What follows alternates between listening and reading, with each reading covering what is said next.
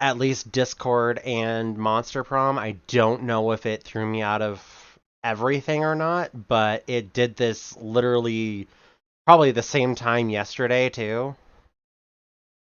Uh, And it's really pissing me off now. But anyway, give me 1 minute to get my windows back open. okay. Oh, so did it kill the entire match or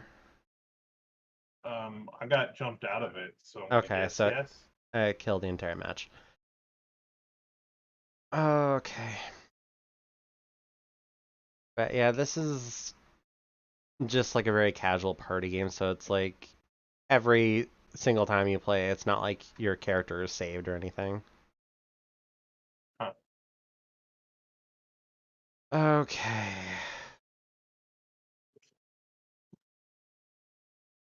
Monster Sonas. Yeah, at least I can turn the music on low. Because it was very quiet when you weren't talking. Okay, creating a new one now. ID number is 210.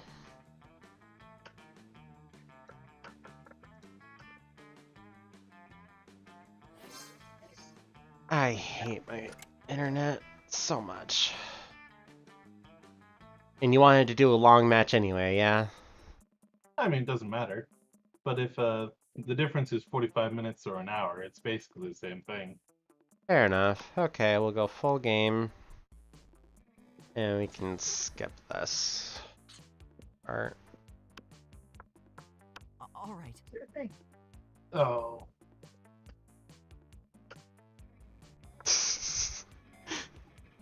You just gotta, huh? Yeah.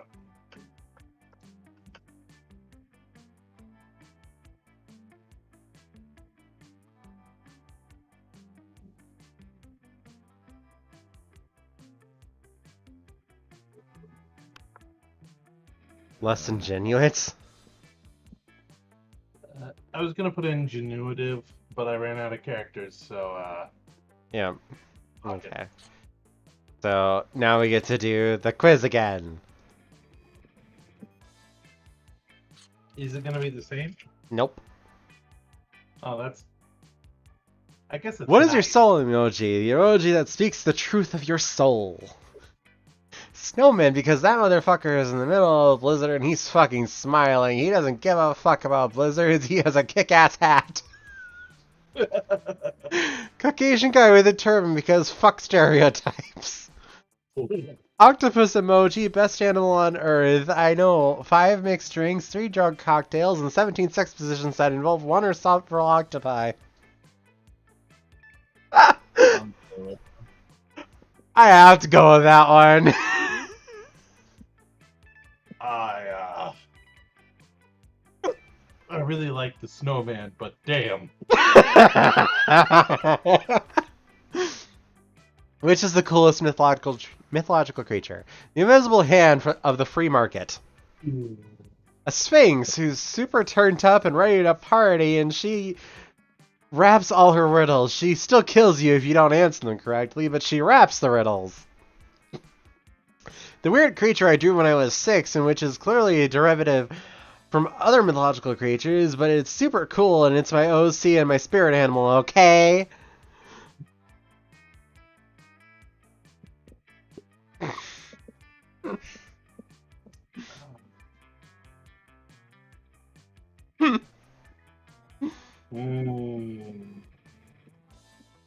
I like how this one's funny. I'll go with the free market. Nah. Okay, so you got wealthy, I got creative. Your partner has just gave you a cool gift for your anniversary, but you totally forgot. Quick, come up with an idea for a great gift. The abstract concept of gratefulness. The head of their fiercest enemy. Anything capable of leading them to an overdose of some sort. Anything on fire, or a weapon. No, a weapon on fire. A pony, always a pony. A silly toy that makes silly noises. I don't like how I you have to choose second because you keep choosing the ones I like. And I'm trying not to like just follow you. Well, I'm trying to romance Damien, so You could have him. I want the I demon think boy. that- Who did you? What?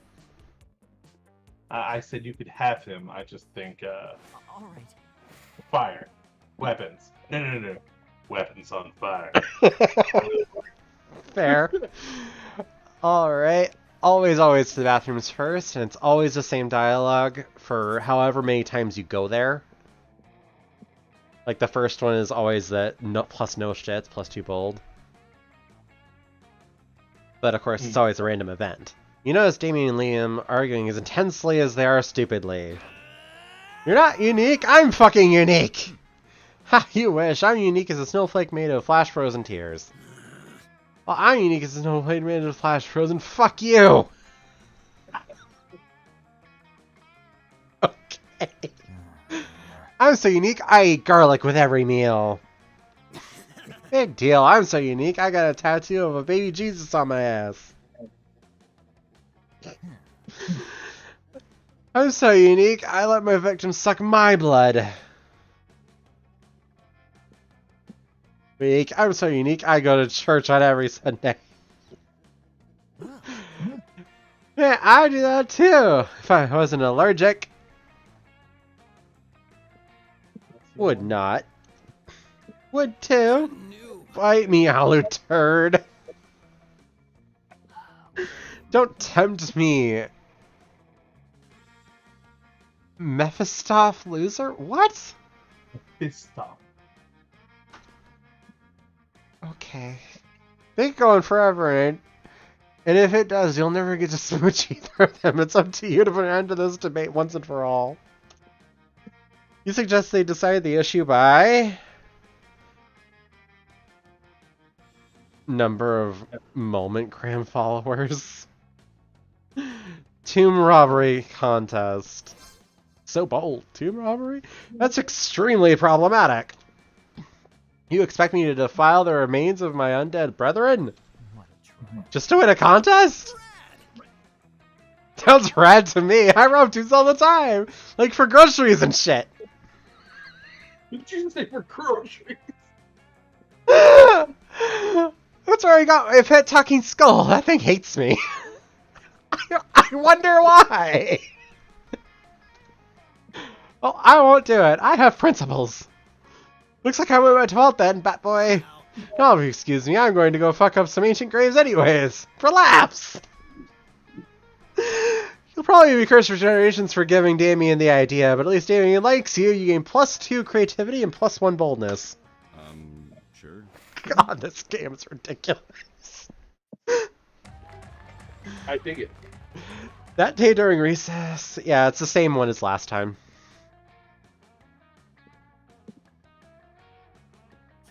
+2 fun. Now it should be a unique one. Yes, Liam and Damien, how are they in both places? Talking to each other. Maybe you're a little jealous, so you decide to join them. I know, right? And they changed clothes. The entire concept of slaying is barbaric, racially motivated, and deeply rooted in an abhorrent colonial mindset. And their outfits, black on red, it's like a bad cosplay as a fashion statement. I'm just pissed that they get such a cool name. You know, if I murder a dude, I'm just a killer, but if one of them murders one of us, they're a slayer. Slayer is a metal band, the killer is just a pop baby bullshit. Post-pop baby bullshit. There was a time when I would have hotly debated the genre classification of the killers with you, but there's popular now, and so obviously garbage.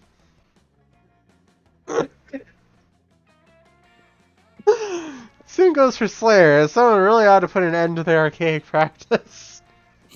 You mean by murdering all the Slayers? We tried that, Damien. We've been trying that for literally centuries. No, what we need is a new initiative. Something fresh, something modern, something like... Liam sees you're drawing a blank, but you're not. Your idea is simple yet effective. Murder all the Slayers? A massive PR campaign letting people know that every cool person in history was either a vampire or a demon.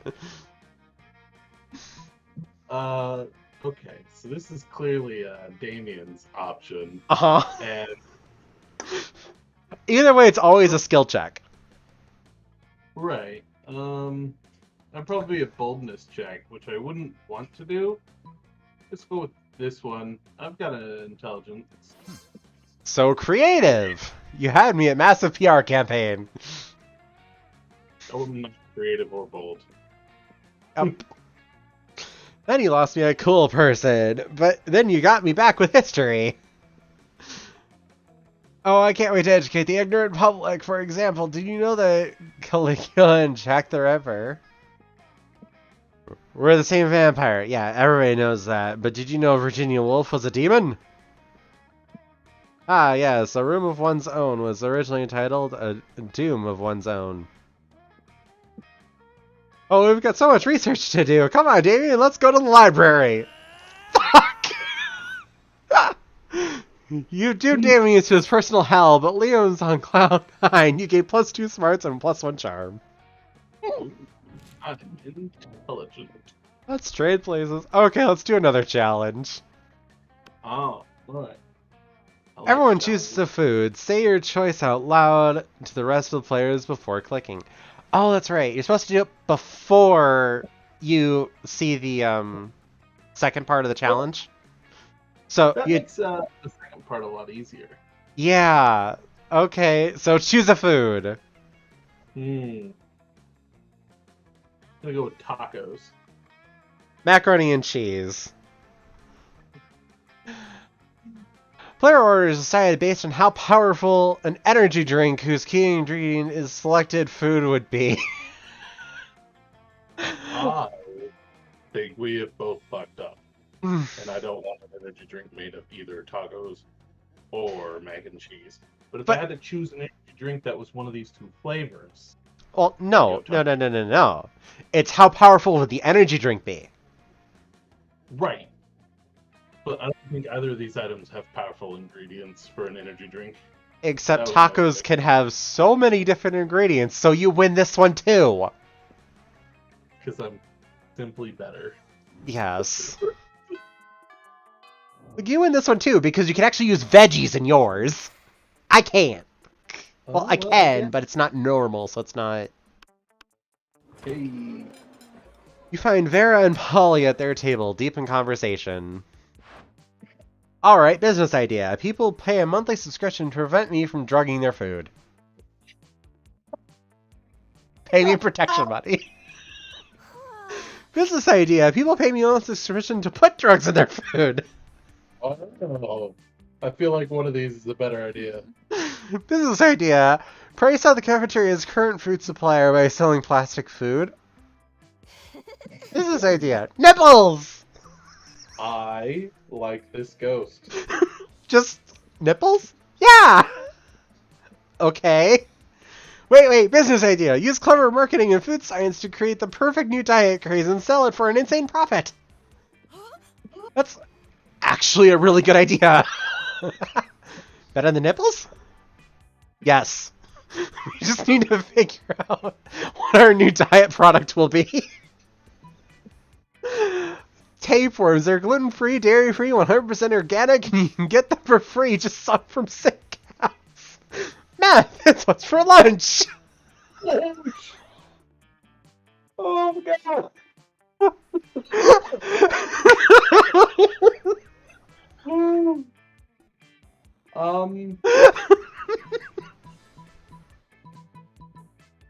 I think tapeworms might be a better answer. But I like this lady, and she sounds like she wants meth. Yes, she does want meth. Polly wants meth. Oh yeah, I was just complaining the other day that I made way more meth than I could ever do myself. Oh shit! The profit margin will be incredible. The problem is the name. Meth has a really terrible reputation. You need to rebrand. You need to come up with a new name? Like Skinny Fun Powder? Or probably not meth? Probably not meth. Yes, except not either of those. Oh, I know! I got the perfect name! Don't say. Nipples! Win. Kill me.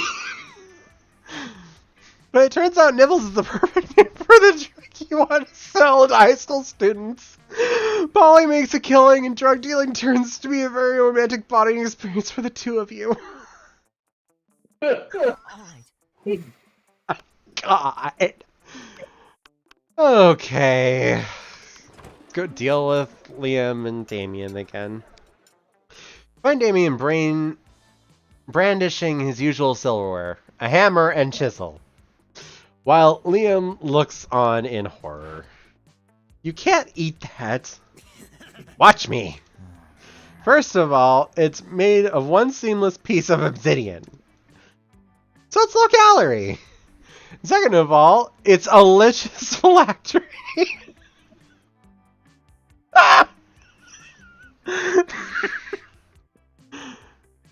Part of this balanced breakfast. Are you even eating if you're not killing someone in the process? Apparently not.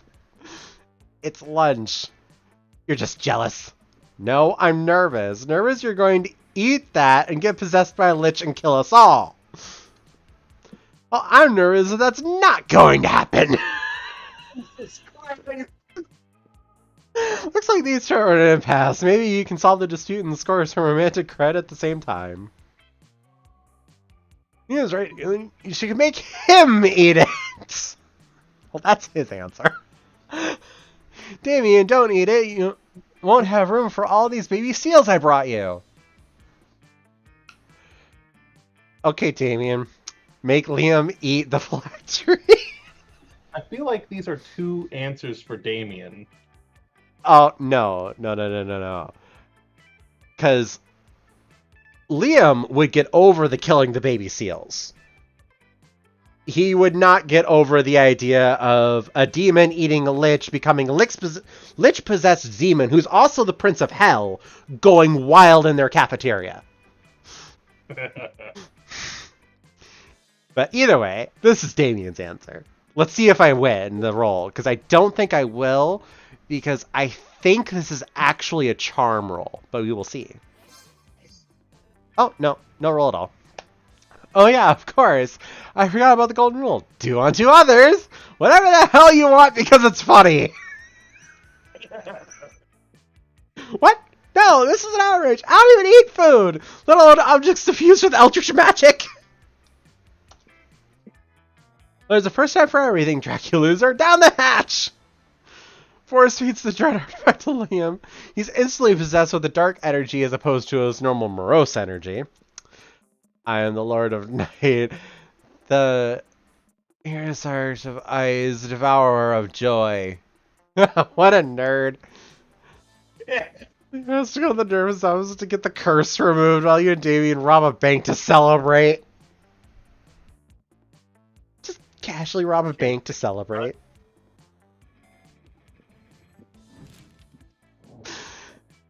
Alright, time to do another challenge. Everyone chooses a celebrity. Say your choice out loud with the rest of the players before clicking. Johnny Depp and Robin Williams. Their order is decided based on how likely it is the selected celebrity is secretly related to Yellow. What do you think? I don't know you that well.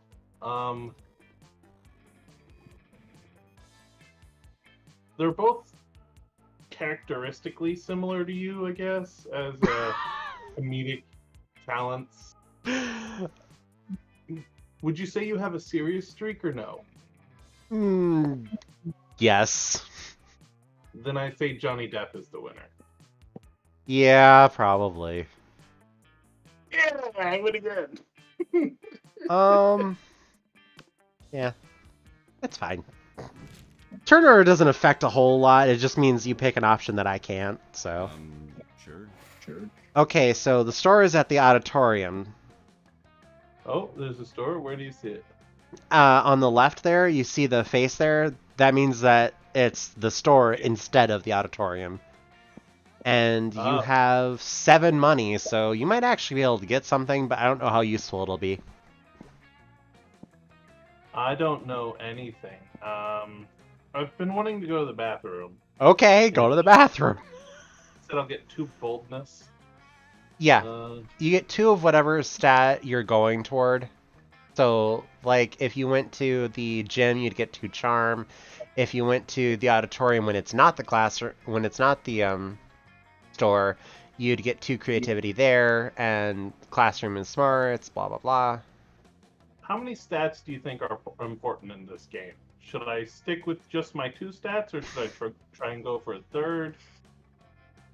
Uh, I'd usually stick to 2 or 3. I don't. It's been a while since I've even played.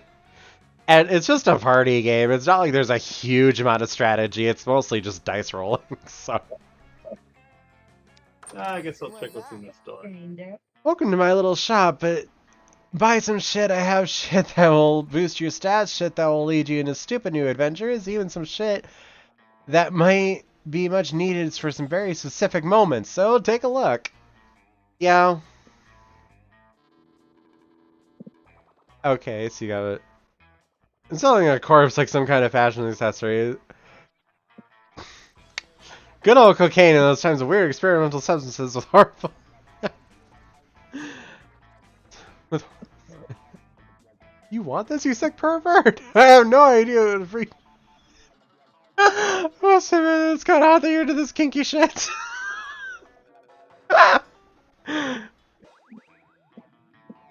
Oh, this is free. Hmm? This is only $0. I'm not sure how many items you can buy before you get kicked out, though. But I would look at whatever. Hottest thing is being yourself, honey. By a Latin accent is a close second, to be honest. Wow. All right. Got fun. I want to work on charm and boldness.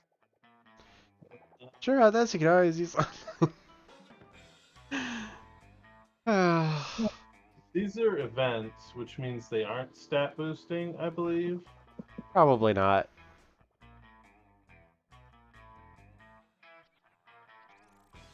So you would dare ask me how I got those? Okay. It used to be cool. Now that it was already days, so they're still fun in their own twisted way. Yep.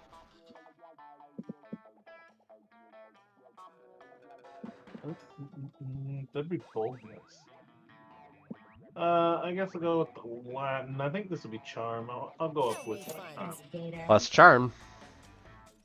Hey, oh, a lot of charm. Oof. So just one item. I assume that might have been the case. Okay, so I have boldness, creativity, and fun. And I can't use that, so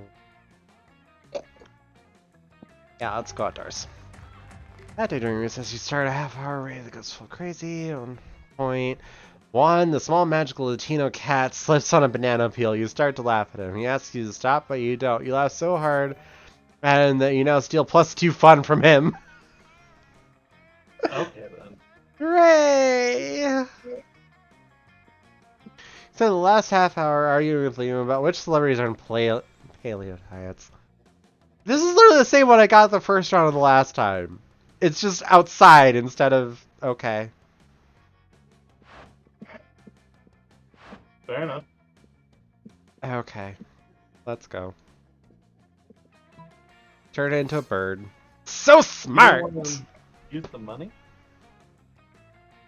Oh, because I still need to roll that to get the bonus with Damien because I won't make the other one.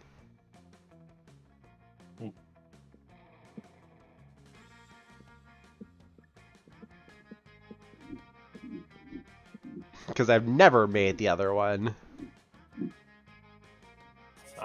+2 creativity, +1 smarts. Something happened to me. Wait, is this a good thing or a bad thing? Depends. That week, and Liam contacts you for your advice. Why? No, you misunderstand. I don't want your advice. Liar! I want you to hear you express an opinion, just to, see if you're capable of forming one.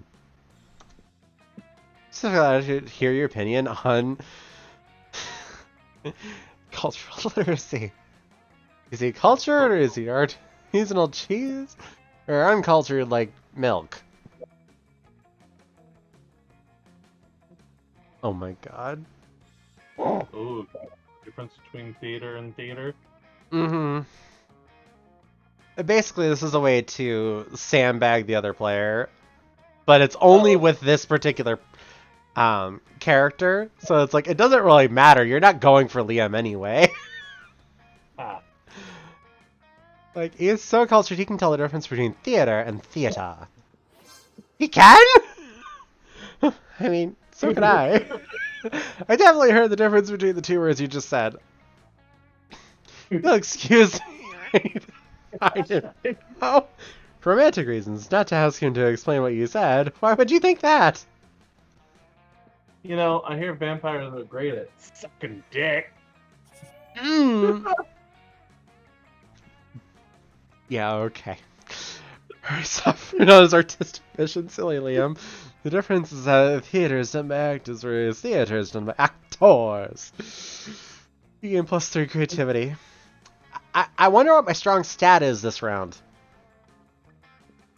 Probably not creativity. Oh, definitely not. Okay, everyone choose an occupation. Say your choice out loud for the rest of the players before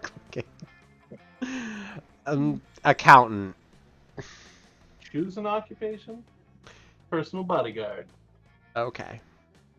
Players are decided by how boring a VR simulator based on the select occupation would be. That's mine. You just won that one real hard. Oh yeah. It's like, that's not even a question. That's mine. And hats. Like VR accountant. So, did my money disappear, or do I still have 7? Nope. You spent it. Okay. But I just wasn't sure yeah. if 7 was how much I have on a given day, or if I spent 5 of 7. Yeah. Money works Fair like money. You use it, it's gone. Mm-hmm. But there are certain roles where you can spend money to get the role. Like, one of my options earlier was to just literally make it rain. And I said no. But anyways, I'm going back outdoors. Good old yellow. I forgot that this was where the shop was. Oh well. It's going to be today. Looks like I got the same items too, so it's just the order is different. You don't have my mixtape. Nope. Oh yeah, you do. Never. Oh, It's it is sold out. Okay. Yeah. Ooh. Buy a corpse. I think this increases bold. I would guess the sword tattoo snake would increase boldness. Yeah, but that doesn't mean that's the only bold item in here. Ah, that's a good point. Oh. I think this would increase my charm. I'm not sure. Russian novel. Insightful approach to universal matters such as love and death. What is this? Book's probably smart, I'd say. Yeah, and I don't need the creativity. So that's creativity, that's boldness. That would probably be smart. Glasses would probably be fun. Yep. Okay, we'll take the fun. Yep. Summon practically hit. Oh, kind of fun. Sure. Okay. Sure. I've got 2 14s now. Alright. Charm.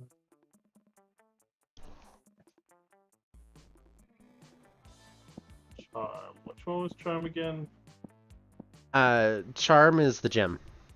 And if you're ever unsure, just move your cursor up over the top right corner, and it will show all of the things on screen. Oh, okay. Okay. I can also go to increase my charm.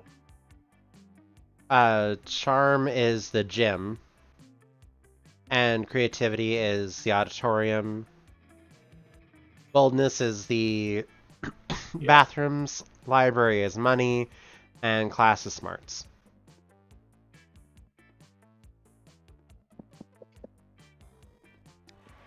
There you go. That was an epic dodgeball match. That day, an epic dodgeball match takes place. I can talk. Everything seems lost, but you deliver an inspirational speech that fuels your team's spirit, leading to a spectacular comeback. You're clearly a natural-born leader. You gain +2 charm. Okay. Of course, Liam got eliminated way early and has been sitting on the bleachers ever since.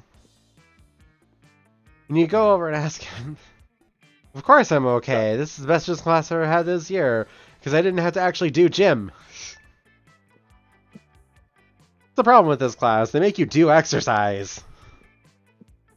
I'm a mental athlete. My gymnasium is the mind. It smells better, and no one tries to pat your butt for giving 110%. That's a bad thing?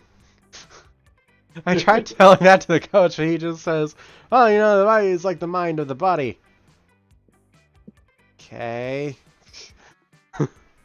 I just need some kind of bulletproof excuse, anything to get me out of this class.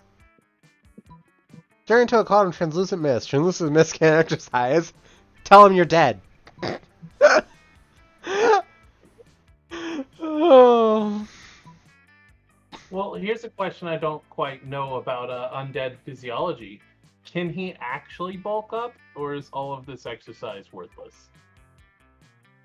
I don't know about in this universe, but in the actual physics of it, literally the difference between muscle and fat is that muscle has more blood flow. That's the difference between muscle and fat.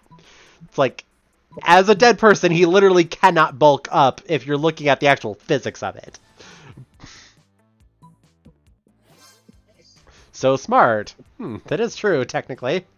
Just then, Coach comes over ready to make you guys exercise. Alright, kids, you know what I always say, you either pump iron or the iron pumps you. Getting pumped by iron sounds like it's probably bad, so let's do the other one. Oh, wow, sorry, Coach, I'd love to, but, well, I seem to be dead. Feel my pulse. By Jove, you're right, you really are dead. A dead man can't build tight biceps. A dead man can't gain muscle mass at all. Mr. Delian, I'm sorry, but I'm going to have to insist that you go to the nurse's office until this unfortunate condition passes. Go to the nurse's office so you're not dead anymore! Oh, you think it's best, Coach? You know how much I love exercise and hate to miss class, but you're the boss! And Liam's already out the door. You always knew being dead had its advantages. You gain +2 creativity and 1 smarts. Alrighty then. Okay, another challenge time. Everybody chooses something bad. Say your choice out loud to the rest of the players before clicking. What kind of bad? Say something bad? I don't know. Tax evasion? Microwaving babies. Okay. Player order is decided based on how interesting it would be. That selected thing was a key component in a supervillain's plan in a movie. I think I win. Yeah, I think you win. Tax evasion is very interesting. Well, I didn't want it to be very interesting. I just wanted the question to be over.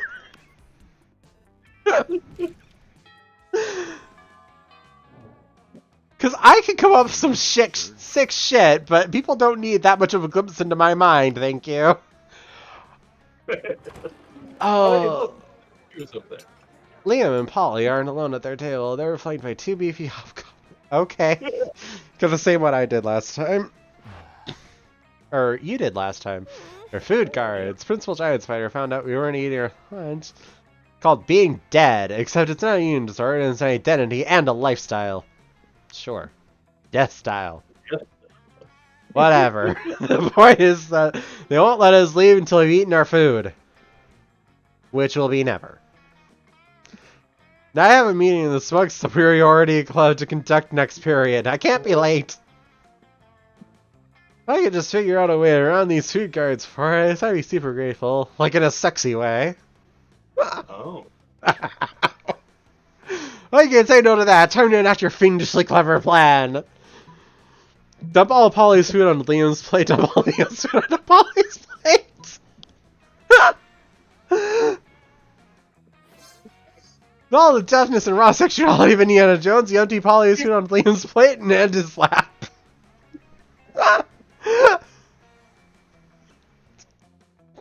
Smooth. Super smooth. Oh, stop that. It's too much food. I can't even artfully arrange it in a decent food pick. Meanwhile, I seem to have eaten 100% of the food on my plate. No problem. Nothing to see here. Bye! For you. The hobgoblins are complete idiots and have no object permits. They instantly believe Polly's lie. You traitors! I thought we were in this together! You thought? That was your first mistake. I stay high all the time, so I never think! You and Polly ditch the cafeteria and then ditch school and then do so many drugs you end up in a ditch so responsible. Jesus Christ. Oh god, I'm gonna hate this one so much. But Liam. I feel you are. But Damien. Need the Damien. You find Scott and Damien shoveling hot dogs and mashed potatoes in their mouths while Coach cheers them on. Always believe in yourself. Go, boys, go! Munch your way to victory! And there is no tour sport than an eating contest. Thanks, Coach. Sorry. Looks like it's a pretty fair fight so far, but where's the fun in that? Time to step in and tip the balance.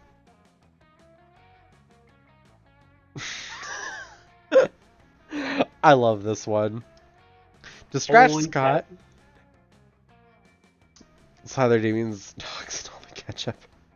Distract Scott with surprise fireworks. What the hell? You were planning on setting all these fireworks in here anyway. Let them rip! Hey, stop that! Who did that? Who's making noise? I'm yelling because I'm scared!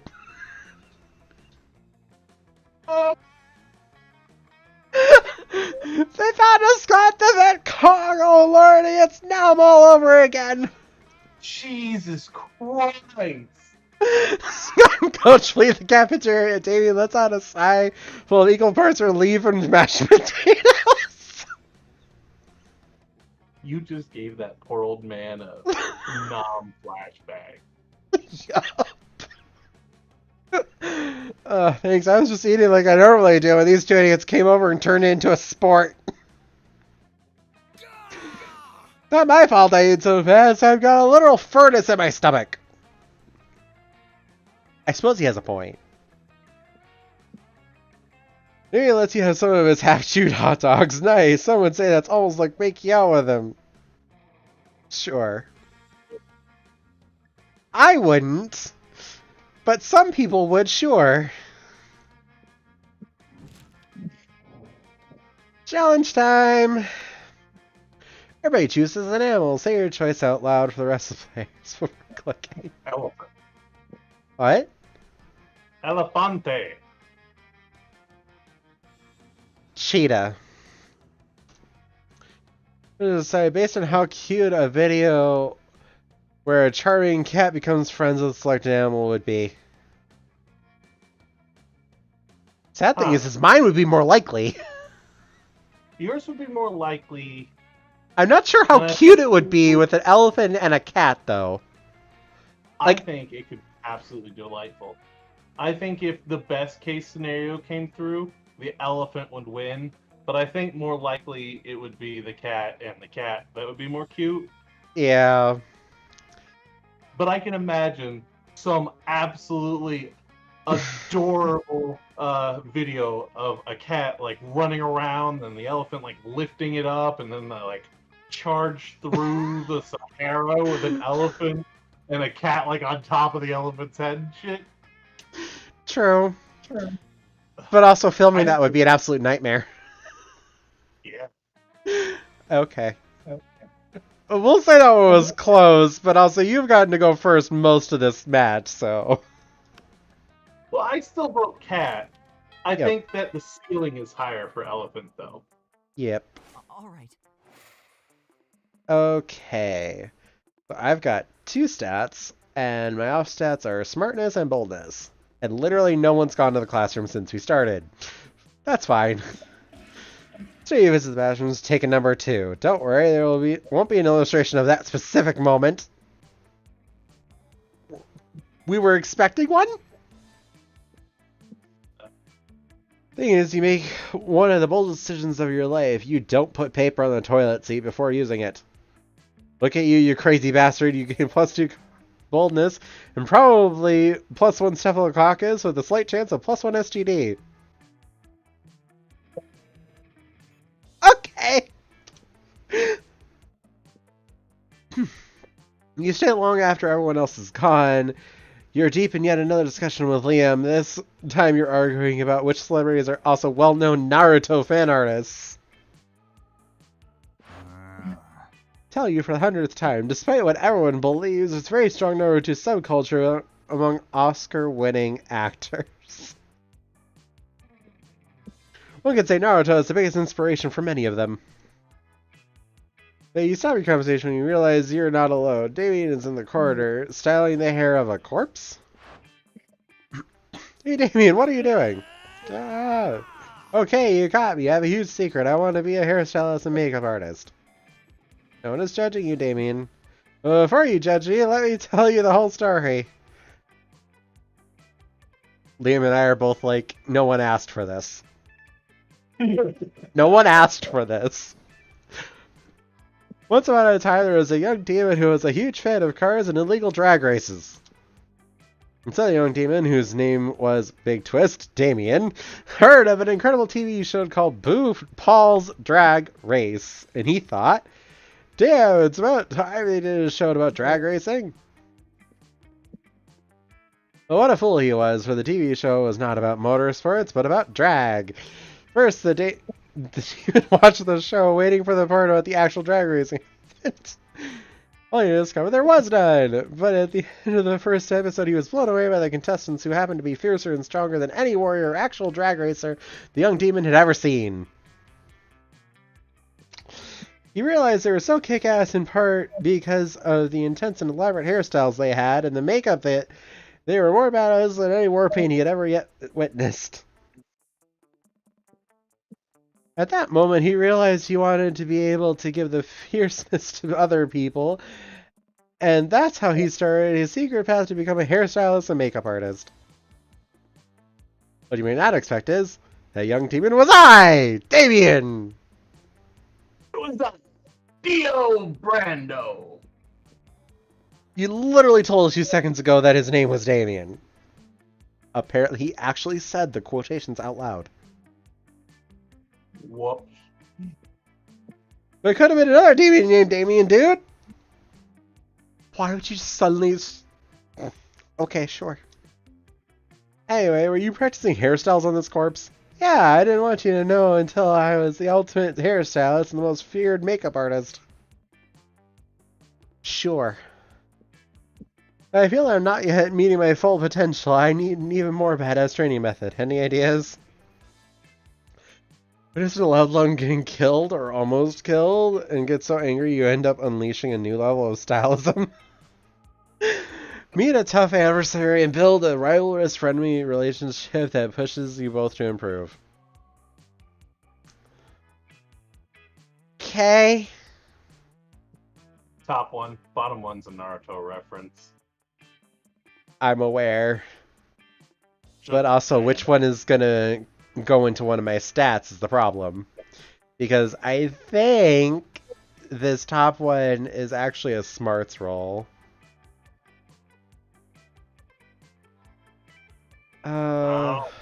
Actually, doesn't matter. We're going with the top one. So bold! What? Great idea! Liam pulls a gun from somewhere and shoots you in the leg. What the fuck? Why me? I'm not that close to Damien yet. What are you doing? Yo's been helping you with this personal issue of yours in a selfless way. I'm sure he's grown on you. Yeah, but I meant like his brother or his dog. That could be his dog. Thanks. Appreciate it. Don't be an idiot. Y'all would have been super cool about this and really understanding and really supportive, but... Oh yeah, you might be right. Oh my god. Of course I'm right. Now shoot him in the head unless you get better at hairstyling and makeup. Oh my god. Ow. David starts doing your hair with a never before seen intensity. Oh. Why are we like this? Maybe you're a shot at neurological responses to follow this out and see what stupid thing was happening. Hi, Polly. What's going on? Maybe you can't answer because he's too focused on styling the shit out of your hair. Oh, what's this? Is this the power of caring? Oh my god, Damien. You used such a great hairstyle that your leg wound is healed. I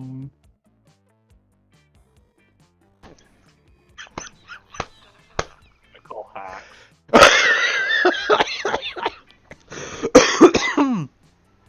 I think I'm gonna die.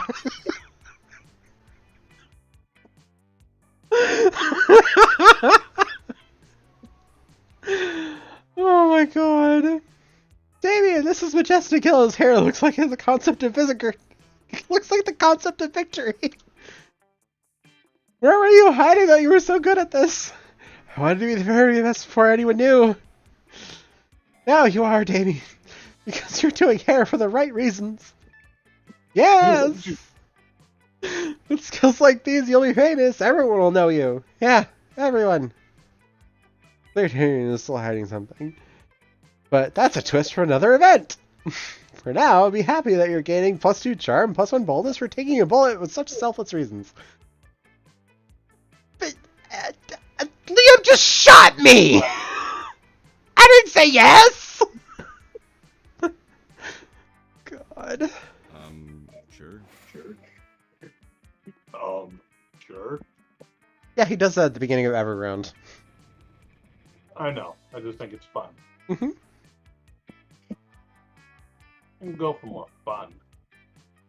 Speaking of fun, we're going for fun! Fun! Half-hour rave. Talking to ones. He tells you that you won't ever be as fun as Bob the Scary Clown. Accept the challenge. You go straight to Bob, stab him several times, open his bleeding chest, and eat some of his guts in order to consume his fun. Ah. Oh. Really? Do you think that's how this works? Well, it is! You get +2 fun for poor Bob! As the party rages hard, you see one person looking less than enthused. Lame. This rave depresses me. Beer pong, red solo cups, it's all as though they're content to let the cliche devour them alive. Do you not shudder to see our student body turn into nothing more than zombies? Some of them are zombies. Except for the little zombies, of course. They were already zombies, but I digress.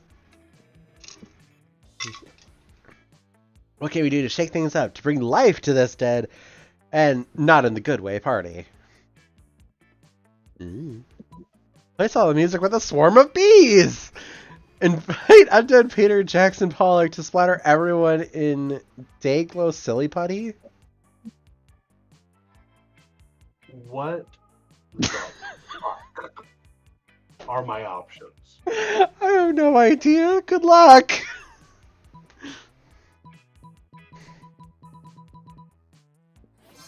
swarm of bees! So charming! With a little help from burned chicken bone, a scented candle, a bag of chips, and a pentagram! Undead painter Jackson Pollock is at your party in no time. Thank goodness for your Necromancy 302 class! He takes the bucket of Dayglow Silly Pony, mixes it with paint thinner and his own blood, and goes double full crazy. I didn't even know who Pollock was before this. Now look at them, lining up to be splattered in his creative juices. Truly, this is hooray for the history books and the art books as well. Historic and artistic rave, and all because of you. It's an undead painter, but you'll take the credit. You get +2 creativity, +1 charm. Yep. Something happened to Green. I want to let you know now that if I encounter Damien sinking your battleship. Okay. Sure. In Saturday, you're at a cool pizza place that cooks pizza and real pizza, but little do you expect Damien appears from the flames. Or does it automatically show up with the other person's crush? It automatically shows up with the person that the other one has the highest affection with. Okay. So I won't crush your chances then. Yeah, like if it was random, I was gonna go all fucking in. But if it's gonna show me Damien every time, I'm gonna be nice. I like being nice. well, it'll also, I think, take stats from you if you try and smear me. Oh, does it? Or can you teleport through fire? Has he been waiting inside the oven all this time just to make a kick-ass entrance? Ah, the mystery. I haven't done a lot of, like, co-op stuff, so I'm not sure on that, but I think that's how it works. You know, it's a trade-off. It's either you get stats and you get them closer to their crush or whatever. Anyways, my dude, I fucking hate needing people's help, but I might need yours. Don't let it get to your head or I'll stab you so I don't have to owe you anything. Alright then. Enough threats. Here's the deal, fuckhead. I might or might not feel attracted to your buddy Yellow. You know, the one always making absurd choices, being equal parts stupidly sexy and sexily stupid, and with a nice baby. But I don't want to get my feelings hurt by rushing into love without proper judgment. My dad's always say, if you love someone, shoot them and see what happens. Yeah, I was already shot! Great fatherly advice, right? Thing is, Principal Giant Spider, my therapist, and the rule of law all seem to think that shooting someone to check if they're the one is not very legal. They all strongly recommend that I do all the what they call a theoretical level. Like imagining the whole thing. But imagining is for losers, and since you both know Yellow are a loser yourself, I thought you could tell me, what would Yellow do if I were to shoot him? I don't know, maybe take an example of what happened to me. It's about getting shot. He goes to the doctor every day just to get a shot. And shots are the only thing that he does in harnessing, so I think you can give him a shot. Believe it or not, if you were to shoot Yellow, he would not be into it. That's your story. Oh my god. I think this is the sync, but it's kind of what you were saying the whole fucking time. But also, it's like, I already took a shot. He literally shot me so that you could get better hairstyles. I mean, come on. Actually, that was Liam. Damien hasn't gotten to shoot you yet. Whatever. Oh, that's convenient. Even with the blush. I have a feeling dating me could increase someone's chances of getting shot. You think? Or stabbed. You don't get to be as big an asshole as me without making some enemies along the way. Imagine! I would feel bad if my loved one was to get shot because of me. It already happened. But knowing Yellow is still getting into shot is a relief. I fucking hate guilt. Okay, it seems like my heart isn't being a drunk idiot this time. I might be onto something nice. And who knows, if he isn't getting shot, I might have to spice into my foreplay. You know what I mean? What have you done? I mean, shooting Yellow before having sex with him, just to be clear. We got it, Damien. Yeah, I think we got it. Oh, you're welcome, Yellow, both for getting you some demon dick. And for the bloodlust you're about to experience, you had too much blood anyway. Clearly. +3 charm for being such a good friend. Thanks for getting me shot, buddy. You're welcome. Maybe he'll put his dick in. Oh my god. Everybody choose an object. Say your choice out loud, and the rest of the players click. A mirror. What's your choice? Cell phone. Okay. Or to say how easy it would be to convince people that you're a wizard if you travel back in time to the Middle Ages with only a selected object. Up, bitches. I wouldn't think your cell phone would do anything, but okay, sure. I can play my ringtone, and that would make me a wizard. This is true. Sure. Oh, sure. Oh, He's so convinced too, you know.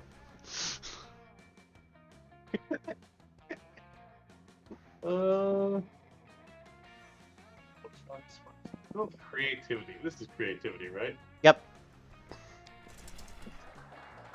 That day while rehearsing for the class play, it's as though the muses themselves had descended to give you a figurative blowjob. Your performance is intense and inspiring. It will be remembered for generations, which is pretty rad by high school play standards. You gain +2 creativity. Liam stalks past you backstage, pretending to talk to himself, but clearly speaking for your benefit. Liam is everywhere this game! Oh, the tangled tribulations of the committed iconoclast. The challenge shows a fascist monument to misguided ego and public spectacle. The dignified thing would be to sit out the event and protest. Clearly. That's what everyone expects me to do, therefore I must participate! Clearly. Question is, how? How do I foreground my native artistic talent while simultaneously making plain my utter contempt for the event? Make a sculpture of a giant dick. How did I know you were going to go exactly there? Liam pauses. Or a middle finger. Liam pauses his monologue to give you an opportunity to interject. Any ideas? 13 minutes of judgmental staring. A live mashup of Stravinsky's Rite of Spring and the theme song for the Ninja Turtles. Fuck it, that sounds cool as shit. What a terrible idea! I love it! I mean, it's okay. Love is a plebeian emotion. Oh, pleb. Mm-hmm. Just like hate and fear, and what was that last one? Liking things. I only feel German emotions. I'm not gonna try and speak German. Schadenfreude, Wetschmitz, Lebensschmied. Okay. Anyway, I have to go download the Ninja Turtles theme song now. Obviously, I already have Stravinsky. Obviously. And, thanks, I guess. I don't want you. That's as good as you get from Liam. Get +2 charm and +1 creativity. Congratulations! I swear, Liam is just everywhere, though. It's just like, no one likes you! Go away! Okay, so I've got... I need to go back to the bathrooms again. But I wanted to go with the ghost lady. Yeah, but you can't get her to show up. That day you skip class and just hang out in the bathrooms because you respect no authority. I legitimately disregarded Liam to choose her, and I still can't get anyone but Liam to show up. Mm-hmm. And Liam shows up to all mine, too. It's always Liam and Damien, Liam and Damien, Liam and Damien. But you don't stop there. You want the world to know how reckless you are for the rest of eternity, so you do some graffiti on the wall. No way! The graffiti says, I'm bold as fuck, and you know what? It turns out the wall is a magical wall that grants wishes! Holy shit. What a wall! A deep voice resigns from within the wall and says, well, not bold as fuck, but maybe a bit bold. And then you get 2+ boldness. Oh boy, that's an opinionated wall. Anyway, look at you! You see Damien about to punch some noob when suddenly a dimensional portal opens between the two of them. Hey, what the hell? I was about to punch that noob! There will be plenty of noobs to punch my fearsome paramour when you are mine. What? Yeah. I have traveled across time and space to find a fit commander for my armies and for my bedroom. Yep. Oh, you want me to come over to your kingdom so we can kill people and fuck? I wouldn't put it quite so crassly. Well, I would. That sounds doper than hell, which isn't hard because hell is lame, but still. But if Damien goes to another dimension to fucking kill people, how will he fucking kill people with you? There's only one thing to do. Defeat the person's entire shitty army using nothing but a calendar and a grapefruit. Colander and a grapefruit. Show Damien a picture of the prince's armies wearing clown shoes and assless chaps.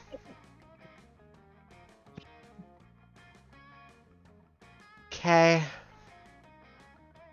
I'm pretty sure the second one is a charm, and the first one is a boldness, so I'm rolling boldness. I think the second one is the creativity, because you'd have to create that. No idea. Either way, I won the roll. Armed with your trusty colander helm and furious grapefruit, you charge through the rift. Prince's army turns out to be just 3 dudes, and one of those dudes is just 2 toddlers in a trench coat. Christ. You strain the shit out of them, squeeze grapefruit juice into their wounds, and toss what's left into a volcano. What's more, you live stream the entire thing for Damien to watch back home. When you get back, he's applauding. Holy shit, that was working. I've never seen someone do this. Be so gratuitous with a grapefruit.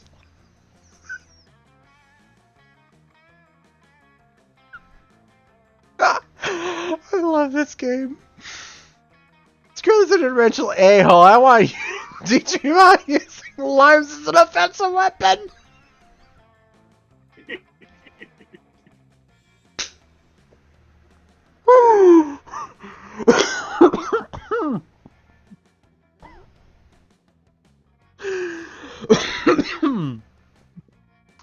The prince slinks back into his kingdom to recruit a new shitty army while you teach Damien the mysteries of citrus foo.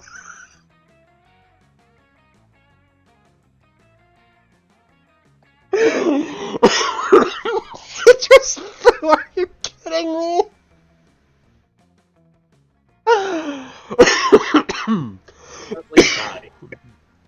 What was that? I told the stream to please hold as you currently are dying. Yeah.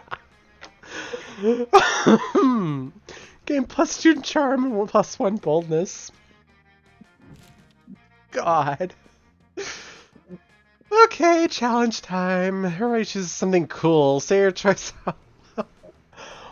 Cool like how, though? I mean, that's kind of opinionated, but that's going to be the fun part of the next bit. Cat's wearing sunglasses. What? Cat's wearing sunglasses. That's pretty good. I'm going to go with Andre 3000 Ice Cold.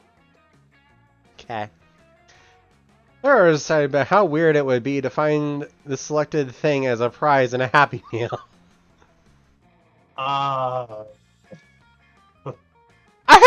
idea how to rate this. I think they're both completely unrealistic to find in our Happy Meal. Oh, as like an actual toy or as a person? No idea. Like, finding an actual wrapper in my Happy Meal doesn't make any damn sense. But if it's a toy of him, that'd be pretty fucking weird. Yeah. Hey, I was popular when your mother was here. I'm just gonna hit random, let the computer decide. Let's get it. Let's ingenuous. You get it anyway. Of course you do. Okay. Lunch. Sure. Oh. What the hell's that?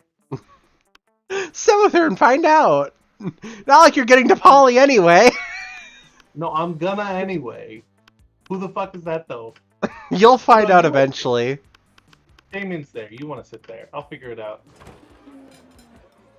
You arrive at Polly and Vera's table to find them eating. Wait, both of them?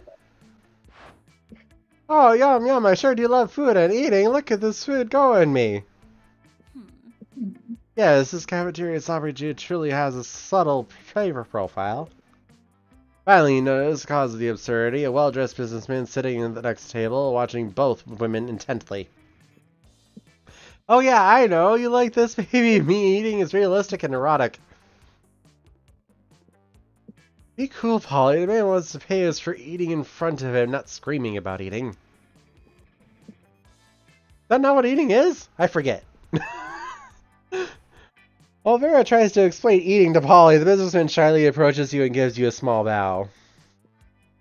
Much obliged, friend, he says in a soft voice. Are these two fine ladies your friends? I must confess that I have searched far and wide for a suitable candidate to fill my rather unusual fetish. Paying a student at a high school for monsters to eat food while I watch politely from a distance. But I find myself unable to choose which of these two beauties to hire. The snake-headed one possesses a certain grace. The other one doesn't eat. Yeah, pay me, motherfucker. Pay me to do a thing I was going to do anyway. The translucent one has such passion! I don't even want the money. This is just fucking weird and I love it! Your opinion, the various which would be the wiser choice on my part? The ghost for sure. I've never seen someone eat so convincingly. This odds thoughtfully. You know what? You're right. Never before have I believed so fully that someone was actually eating real food. Yep, that's me eating real food with my real mouth and teeth. Are you kidding me? That's convincing to you? The food is falling right through her body onto the floor. Don't hate me just because I'm efficient at eating. Don't worry, I hate you for other, more private reasons. What? Sorry, can't hear you. Too busy eating real food. You team up with Molly to make her eating even more realistic. She passes her food through her body to you and you eat it for her. It's pretty hot. That's pretty hot. Oh my god. Oh. You just sat down to eat with Damien and Liam. Well, to eat with Damien. Liam's just taking pictures of his food. When a leather-clad figure drops out of the air vent onto your table. It's the Slayer! Lunchtime's over, dirtbags. Time to die. This always happens when we sit together. Your death-based rhetoric is offensive. Don't spoil my food pick. Oh, I'll spoil more than your food pick, Count Stankula. I'm about to spoil your face! Slayer. Something else. Just his, though, right? Both your faces. Fuck! Sarah is right between the three of you. You can't save Liam and Damien, but if you can act fast, you might be able to save one.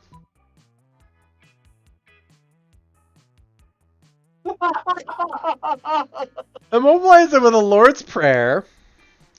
You were waiting for this moment your whole life. Flip the table for justice! Jesus Christ. For justice! Not only when you flip tables, it's out of anger or mischief, but this is about the most righteous table flip ever performed.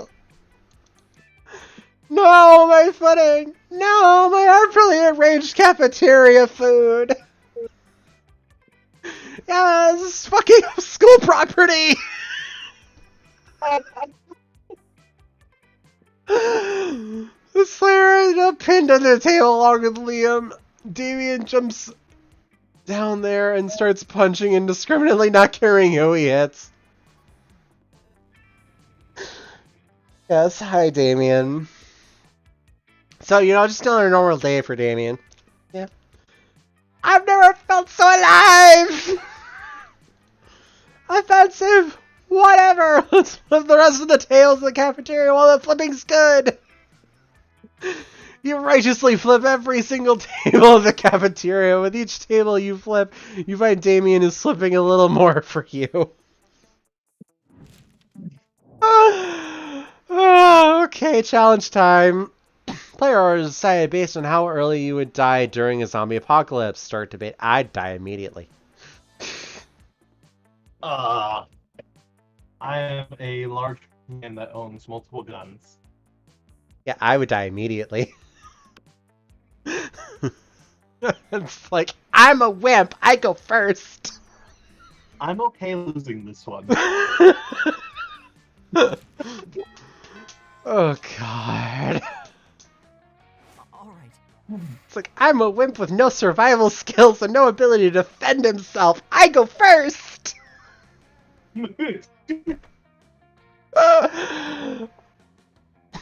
I've gone to the bathroom like every single round this time, and I still have higher bonuses and things other than boldness. Yeah. Pretending to spend the term in the bathrooms, but you encounter 3 wild hyenas on the way there. Who the fuck runs security here? But seriously though, who the fuck runs security here? Is that the game telling you you're not allowed to go to the bathroom? Apparently. Anyway, you subdue them with the help of a hair comb. God bless the Monster Scouts for all the next scenarios you prepared you for. Oh. Nope. Monster Scouts. With a hair comb. Okay. By the time you get to the bathrooms, you totally gain +2 boldness. It's finally my highest stat. Hmm? I said new high stat. Yep. You're arguing with Liam, Polly, and Miranda about use of the word indie. What its true meaning is, and if it's worth using at all nowadays. This is going to be the most ridiculous conversation. You're suddenly distracted by a piercing anime scream. You go to investigate and find Davian giving a kick-ass hairstyle to a new corpse. Where the hell is he getting all these corpses from? Whoa, this is Gorg, Davian. Balan has right. Why aren't you uploading these online and taking the internet by storm? It's suspicious, and the last time we talked to you about this, you got super mysterious and said, yeah, everyone. What makes us think this is Which makes us think this is a final twist for your shyness about your love for hairstylism and makeup. Yeah, I don't give a fuck if you know I'm this fierce and fabulous, but I keep it a secret because I don't want my dads to know about this fixation in hairstylism, makeup, and RuPaul's Drag Race. I figured. Oh, your dads wouldn't want you to like drag? What? They're not backwards, Liam. I do some drag myself every now and then. Didn't actually need to know that, but okay. My dads couldn't care less if I want to be the king or the queen of hell. But that's the thing. They want me to rule our circle of hell. Oh, backstory! Backstory! Yes, Miranda, backstory. Calm down. See, the 8th Circle has always been hotly contested by many hell generals in a constant war for dominance. Couldn't have seen that coming.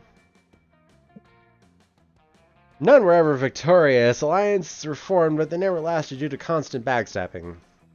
No one expected an alliance like my dad's, since they weren't just allied, but in love! Yep. So their alliance never broke, and they conquered the 8th circle of hell together. At first they were despised for daring to love each other, but they showed that love made them not weaker, but stronger, and now thanks to them, love is a badass thing down there in that circle. And this is gonna be a problem somehow. Thanks to them, I can be here at school as part of this crazy game of being romanticized for prom and such.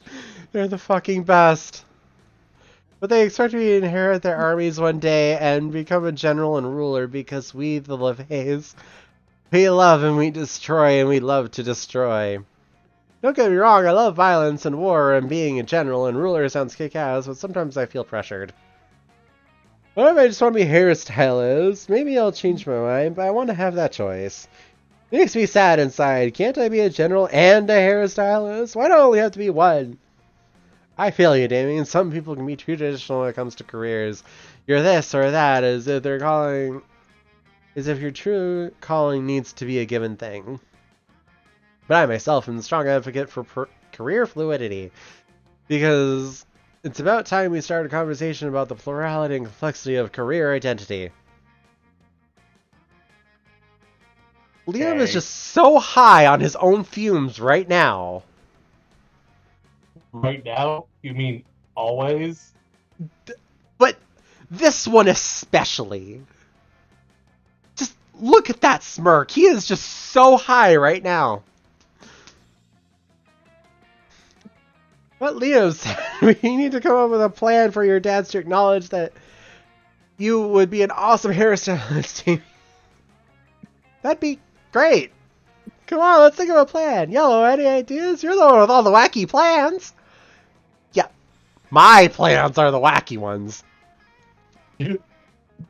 Practice the art of stealth makeover. Give your dads a complete makeover while they sleep for them to naturally discover the advantages of your dream.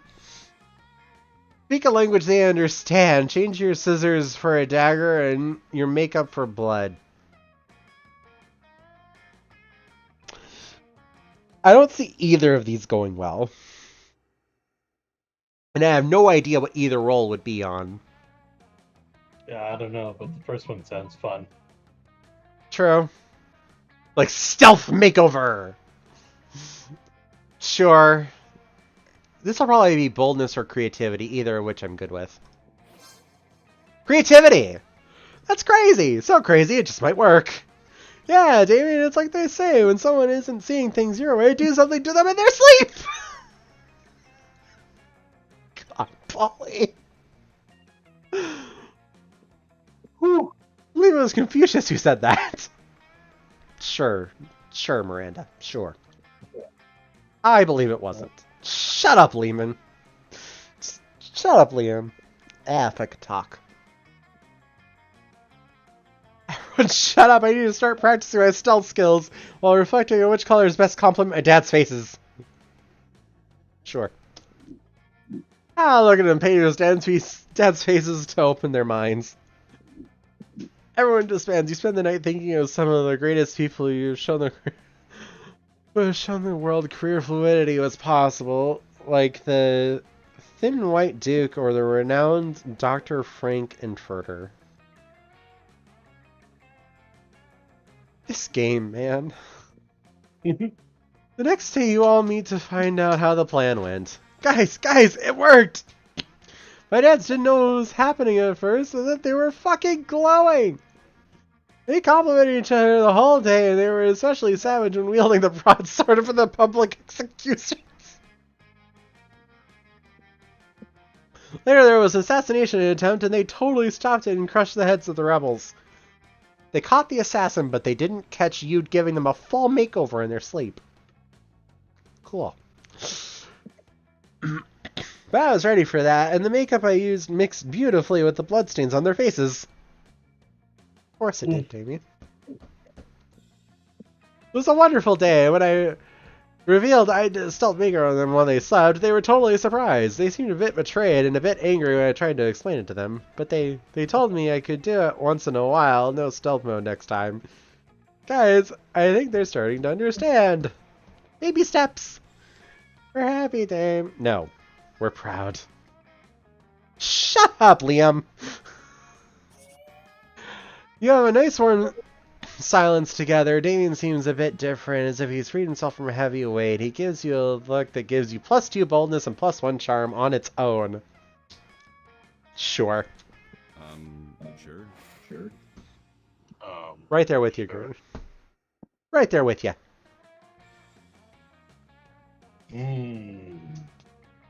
I am not bold. No, you're not. And you're not going to be either. That day during Reese's half-hour raid that goes full crazy, you spot Juan, the small magical Latino cat, who seems a bit sad.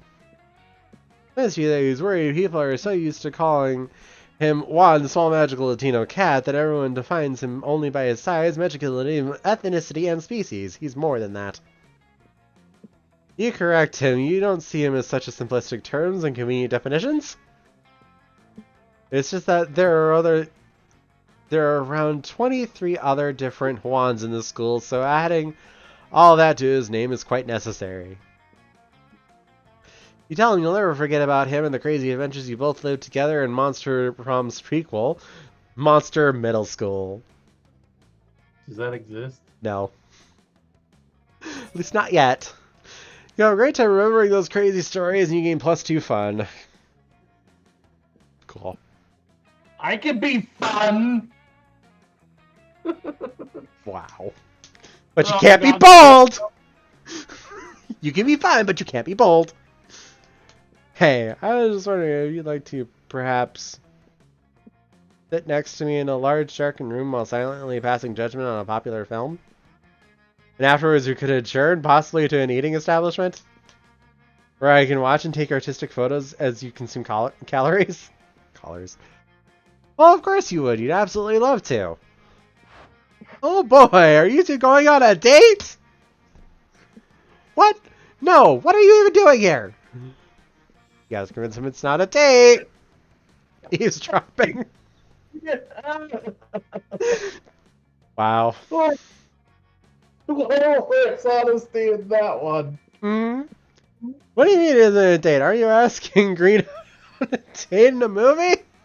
Dinner in a movie? I'm not asking out anyone, and it is not a date. Dating is cheesy, cliched artifact of heteronormative... I can't even say that word. Monoga culture. Sure. Well, if it's not a date, what is it?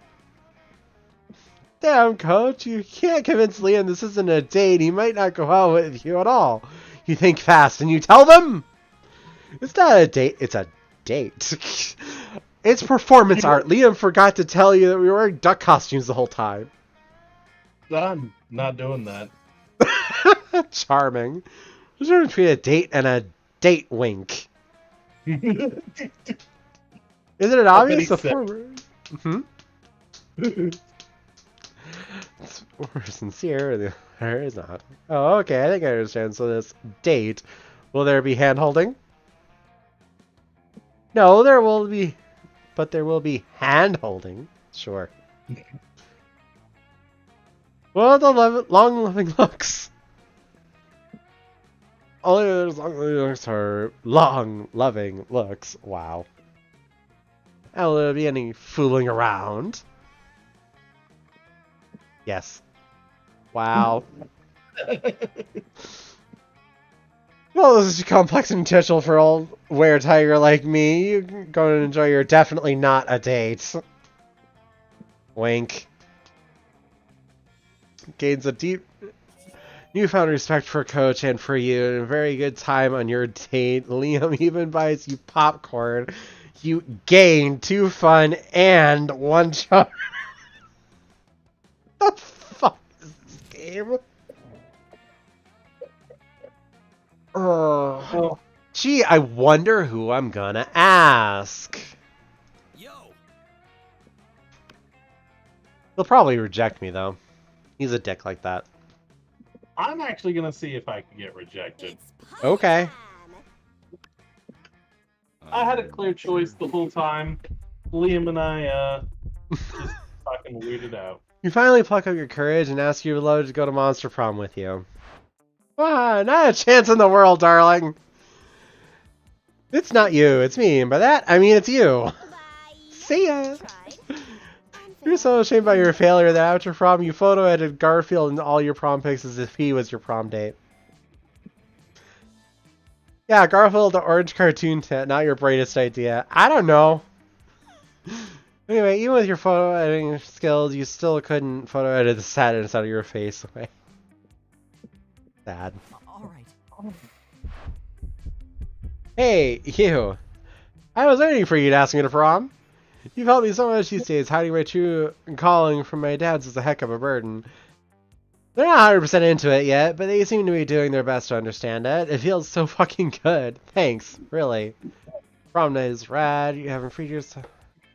Now, having freed himself from his secret, Damien is way more relaxed. You have a fucking great night.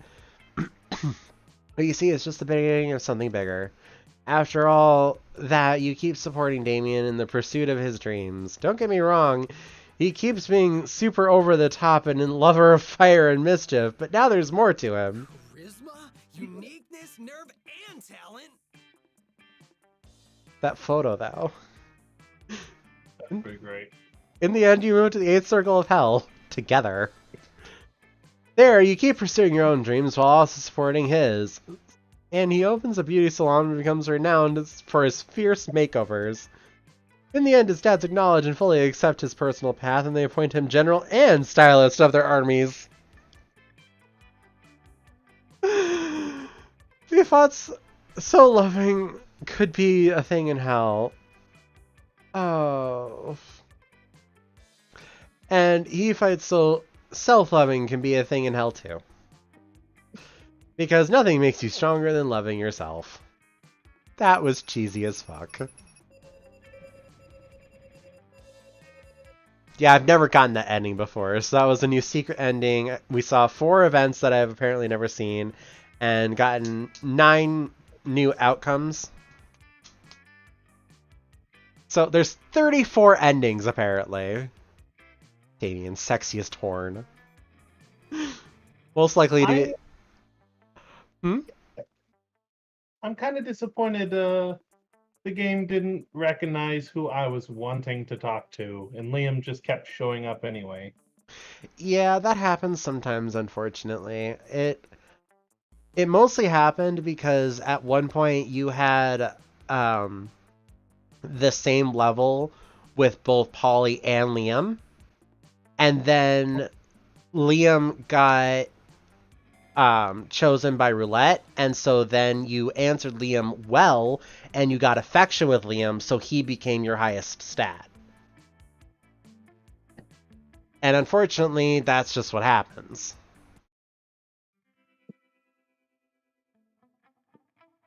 Only so much control you can have.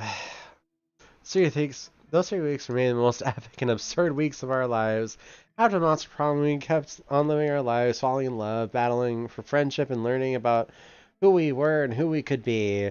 You know what? Like it always does, life happened, and it was wonderful. Coach saw his bright students grow and become successful and marvelous people. Some spotted him recently watching the sunset with a manly tear on his cheek, probably reflecting on the miracle of youth. Damien loved fire to the very end. Unfortunately, that wasn't a super legal affair, and he ended up in prison for arson. Can't imagine why.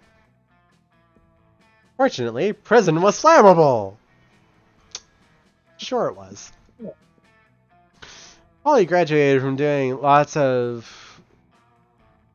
I can't say that word. Ayahuasca? Oh. Ayahuasca? I don't know what that is. And now she appears to hallucinating people and acts as their spirit animal. Sure.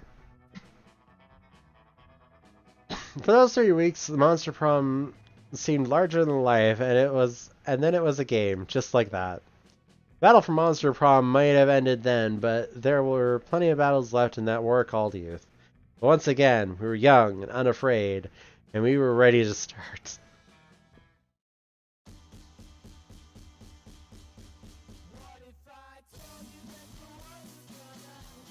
Music is kind of kicking. Mm-hmm.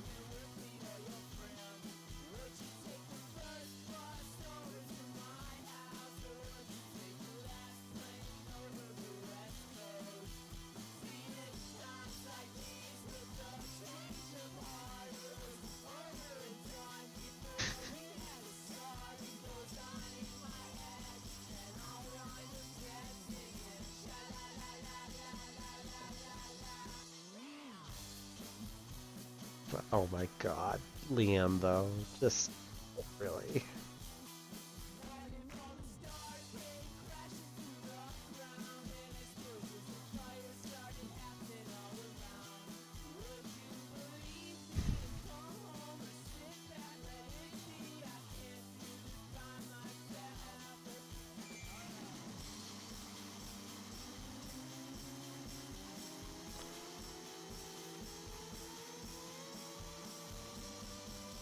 Let me see if I can click out without the music stopping. I can. Awesome.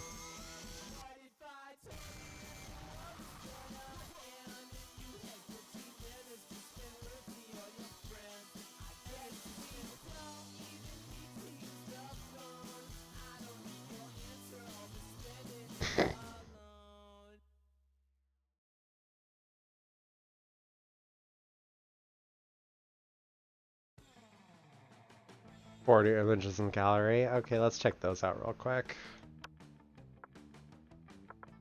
Okay, so I got the one for the ending, which of course we saw, but where's the more art one?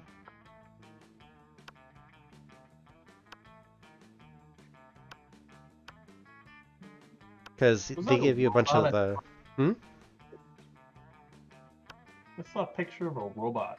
That was weird. Oh yeah, he's in the DLC for this game. But yeah, there's a lot of like concept art and stuff. Early colored concept. I can see why they would have given Liam this outfit though. Okay, so fan art. Oh, one of my favorites.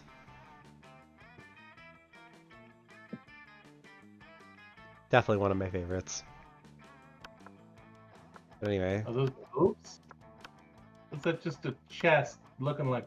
Oh, that's a dick. Yep, that too. Okay, and this is the new one of Miranda, apparently. Okay, and we saw the ending when we actually got it, so... Anyway. Ready to do another one? Yeah. I gotta try again on Polly. Yep. Okay, ID is 502. But I am going to take a short break before we start another one. So, I will be back in about, like, 5 minutes. I'm going to get some water, stretch, yada yada. Okay. Back in a bit. Okay.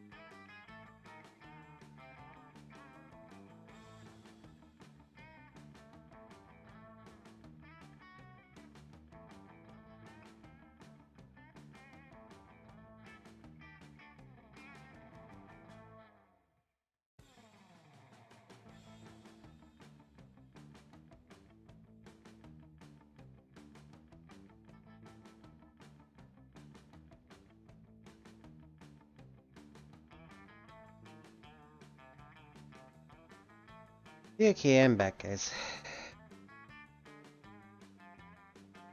Oh.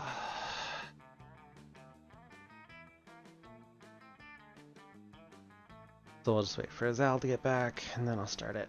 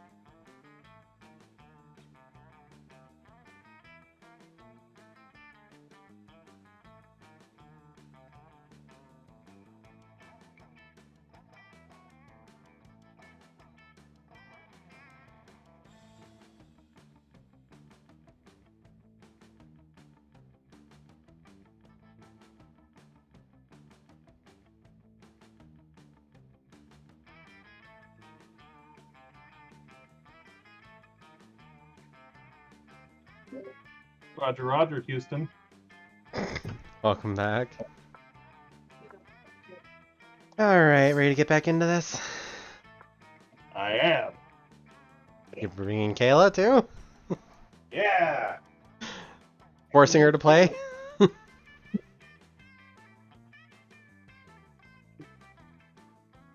Alright, you ready? I like food. Are you hungry? Is what you're saying? Eh? What? Let's say 14 pieces of chocolate. Fair enough.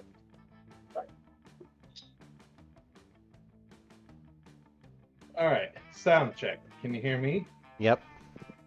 Can you hear yourself? Nope. Can you hear Kayla? Kayla, you have to talk. No. I just thought it would be cool if you could hear me without talking. I can't do that trick quite yet. You know, I have been working on my mental exercises, but I'm not there yet. I hear your non-existence. Alright, everybody ready? I just that. Okay. You know what you should ask your friends? If they've ever just done Would you like to play a short game or a long game? Or the full game? a short game. Short game. Okay. You should ask your friends if anybody has held them down and blown up their nose against the button. What about their noses? What? Just take a poll, all of them. See Oh, if okay. you'd be okay with that. I like to torture Kayla in the weirdest ways I can think of. Okay. Damien would be proud. I'm sure. I held her down and Uh-huh. then blew in her nose. Like Why? mouth-to-mouth resuscitation, but on her nose. But why? Fuck. Because it was hilarious. Oh my god. For half of the people involved. That's 50%, baby. How have you not killed him yet?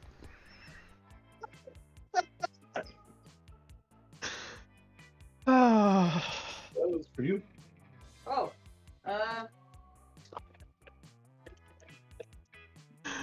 It would look suspicious right after taking out life insurance on him. Fair. Absolutely fair.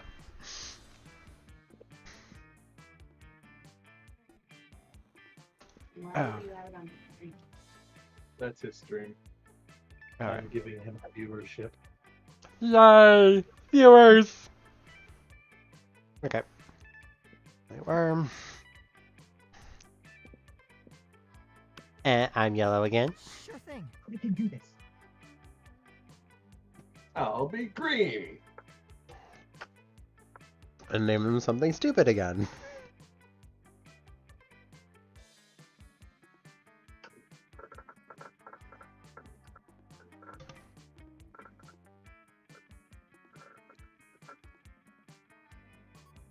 Indubious. Yeah. Alright, Kayla, your turn. Do you want to be the fire lady or the Franken lady? Do you want your name to be Red? Nope. Do you want your name to be Amira or Nope. Custom? Indigo. Okay. That was That's an L. There you go. Indigo. Okay. Your pronouns he, she, they. I'll be she. Here we go. Light it up. You get to experience the ultimate challenge, the monster prom. Remember it clearly. 2 weeks were left. And as we fantasize about our dream prom dates, we are all scrambling to catch the attention of one of the 6 most charismatic classmates. Miranda Vanderbilt, a sweet mermaid princess who was as cute as she was genocidal. Damien LeVay, a fearless demon with a taste for destruction and a love of fire. Scott Howell, a werewolf athlete who compensated for his rather small brain with a stupidly huge heart. Liam DeLioncourt, a hipster vampire whose standoffish demeanor hid that he was truly a lovable dork. I don't see how the dork part is hiding at all, but okay. Ollie Geist, a party ghost with an insatiable hunger for all of the wrong things. What? And Vera Oberlin, a self-made Gorgon with a merciless sense of business. It was clear it had to be one of them, but who? We only had 2 weeks to choose our prom date, and even more daunting, we had 2 weeks to woo them and conquer their heart. But as I already said, we were young and unafraid, and we were ready to start. I love this bit. Welcome to Monster Prom's stupidest pop quiz ever! All minds are rotten, but they're all rotten in so many different ways. Worry no more, we're now using our PhD in bullshit to diagnose what kind of deviant sicko you are! Monster Prom's stupidest pop quiz ever, TM, will throw a bunch of absurd questions at you and turn your answers into your character's stats! This way, each of you will start by having stats that better reflect your true selves. Let's start. Everyone's answering the same questions. What would be the coolest prize you could find in a box of cereal? A sample of more nutritious breakfast options so people are encouraged to stop eating that colorful crap. A tiny piece of sharp metal so every scoop will be full of thrill and danger. The phone number of that sexy tiger in the front of the box. He's so passionate about breakfast and healthy. Surely also a great lover. I have to.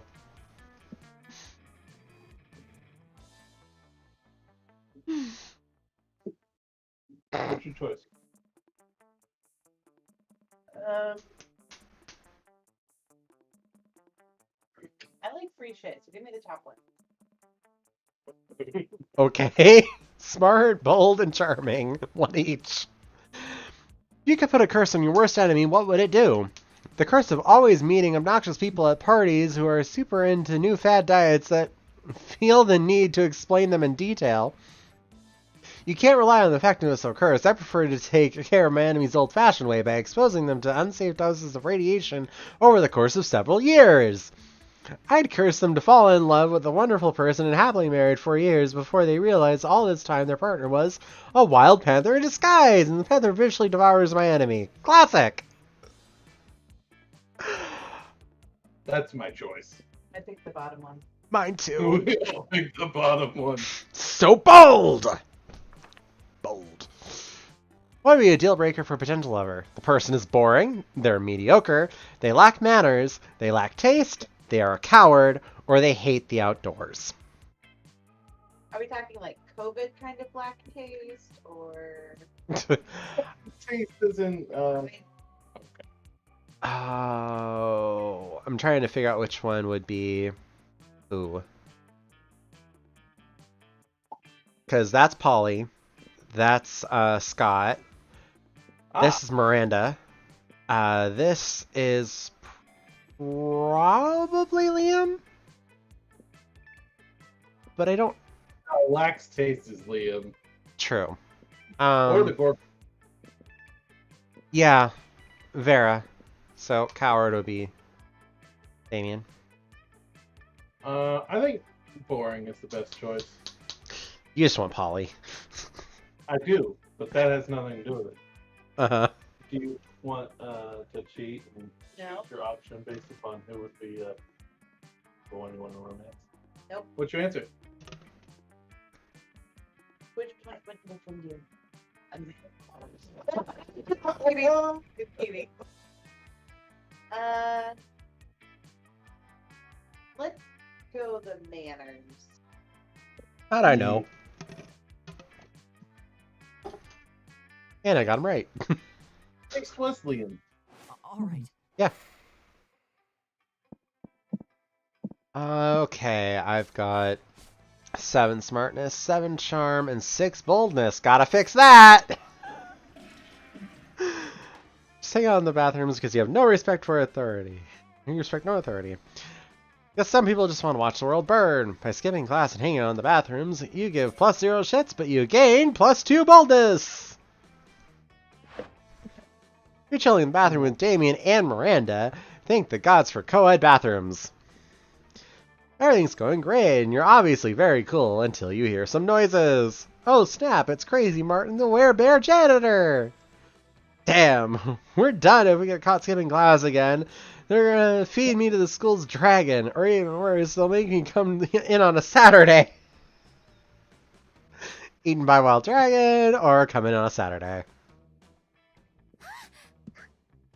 This is bad, and I didn't bring my champion who would fight to the death to defend my honor. What can we do? Seems they're both waiting for you to do something, but how do you scare a werebear? No time to think. You bust out of the stall and...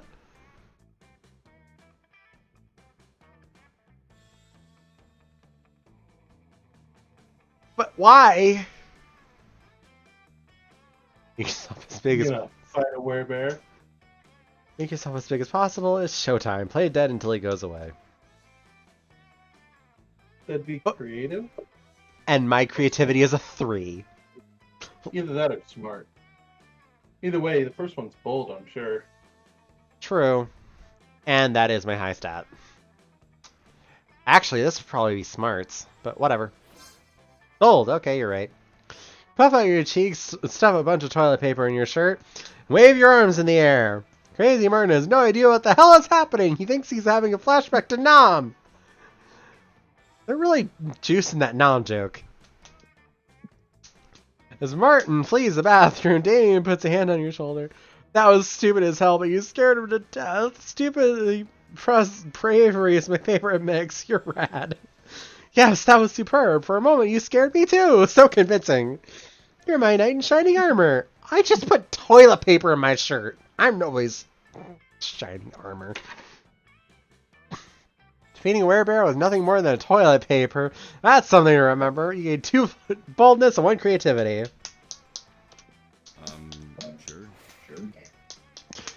Why'd you get a 9 in bold? You just go straight for fun. Awesome. Half-hour rave that goes full crazy. No idea how it escalates so much, but at one point there are like 300 people. Someone summons demons from a nightmare dimension. The consequences might destroy the fabric of reality itself, but who cares? It's a rad party! You gain +2 fun.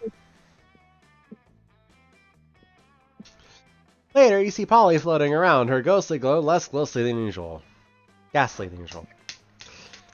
Oh hey, Indubious. I'm just hovering a little low today. Everyone seems so hyped about love, and I love being hyped, but I'm not really sure how this love thing works, you know? I thought I was in love once. I met a beautiful girl at a party and felt that strange magic. My temperature rose, I felt even floatier than usual. Everything was so bright and beautiful, I was ecstatic. Then I remembered that I had taken literal ecstasy, so it was probably just that. That's a mistake, am I right? I've had some pretty good highs, but they say being in love is the greatest high of all. Next time I'm on a date with someone, what can I do to fall in love? Or float in love, since gravity doesn't actually affect me. Oh, you don't want Polly to float in love with another person, but you like Polly just too much to not help her despite the consequences. Scientifically speaking, people fall in love faster when afraid. Do something with him, like getting stabbed. Stare deeply into their eyes for 14 hours. So smart. Oh my god, great point. I love science! I mean, I don't, but I love it when it gets me drugs or gets me laid. Loved, not laid, loved, in love. Yeah, sure. Sure, Polly. With that, Polly disappears, literally, to begin her quest for the terror that is love. Catches up to you a few days later.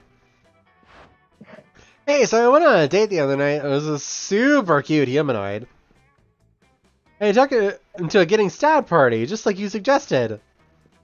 It was awesome. He was so terrified. It was like each time a knife entered him, he got more scared. And more in love with me. Then the day continued because he bled out and died and became a ghost, so we had even more in common. Like, I'm over it now, obviously, but I'm pretty sure I was in love for like 15 whole minutes. 15 minutes. Good record. Next I'm going to try and work my way up to 25! Shoot for the stars, Polly. Shoot for the stars. Love for 25 minutes? Maybe the next time we'll be with you. Maybe even make it 50 minutes for eternity.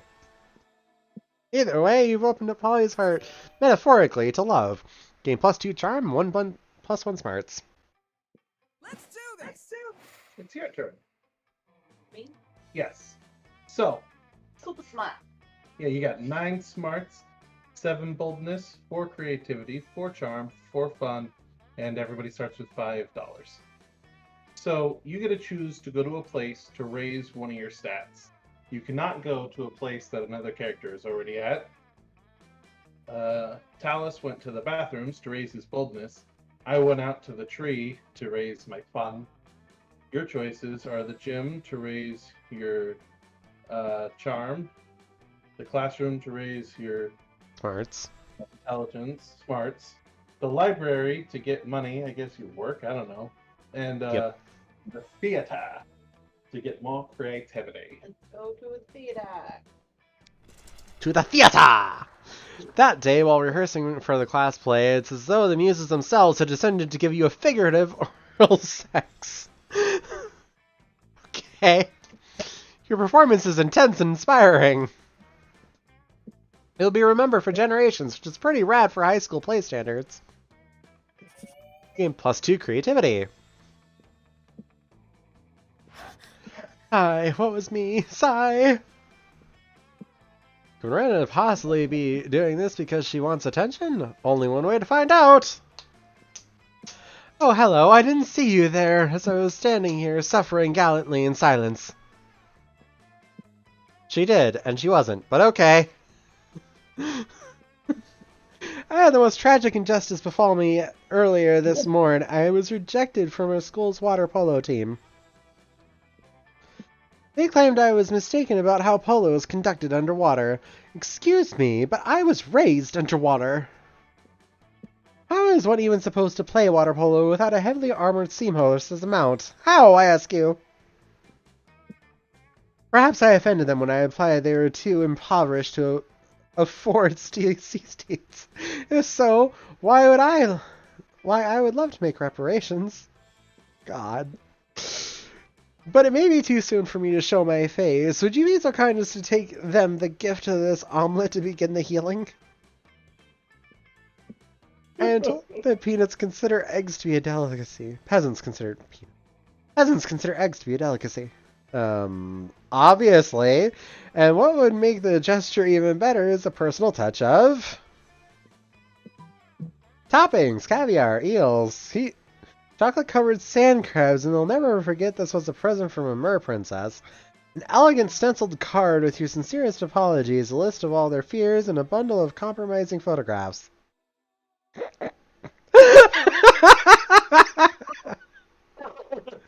You have an option to make. This one sounds like a bold choice, which is not a bad idea. This one sounds like a creative choice. It's really up to you. I'm not really down with compromising photographs. Okay. So let's go toppings. So creative. Well, yes, of course. Chocolate-covered sand crabs, the food of my people. Nothing says fit for a mermaid princess like a breakfast of seafood. As we say in my kingdom, wake up and smell the slowly rotting whale carcass and then come have a bite before we head out for the day's excursions. Executions, I think is what she said, actually. I'm sure you have a similar saying here. Thank you so much for your service, my hero, and Godspeed to you and your seafood-filled omelet. And make sure to take lots of pictures of them eating the eggs so we all remember how generous I was. Sweet. I mean, less sweet that you now have to carry an eggs filled with dead fish across campus to the water polo club's headquarters. But you see how happy Miranda looked? Happy as a clam who wasn't baked into an omelet. That's too charming. What? Okay. Let's trade places. Challenge time. Everybody chooses a celebrity. Say your choice out loud and the rest of the players before clicking. Dwayne "The Rock" Johnson. Okay. Mario Lopez. Who's that? He's a comedian. Yep. Sandra Bullock. Do that. Decide on how likely it is that such a celebrity is secretly related to Indubious. Who do you think is most likely to be related to me? Okay. Who did you say? He said The Rock. Yeah. Okay, so The Rock is from an island out in the ocean. You gonna play the race card on me? Yes? Relatives. Yes, relatives, as in related to. And Mario Lopez is from Mexico. Mm-hmm. Where were your Native Americans originally from? Originally? Originally?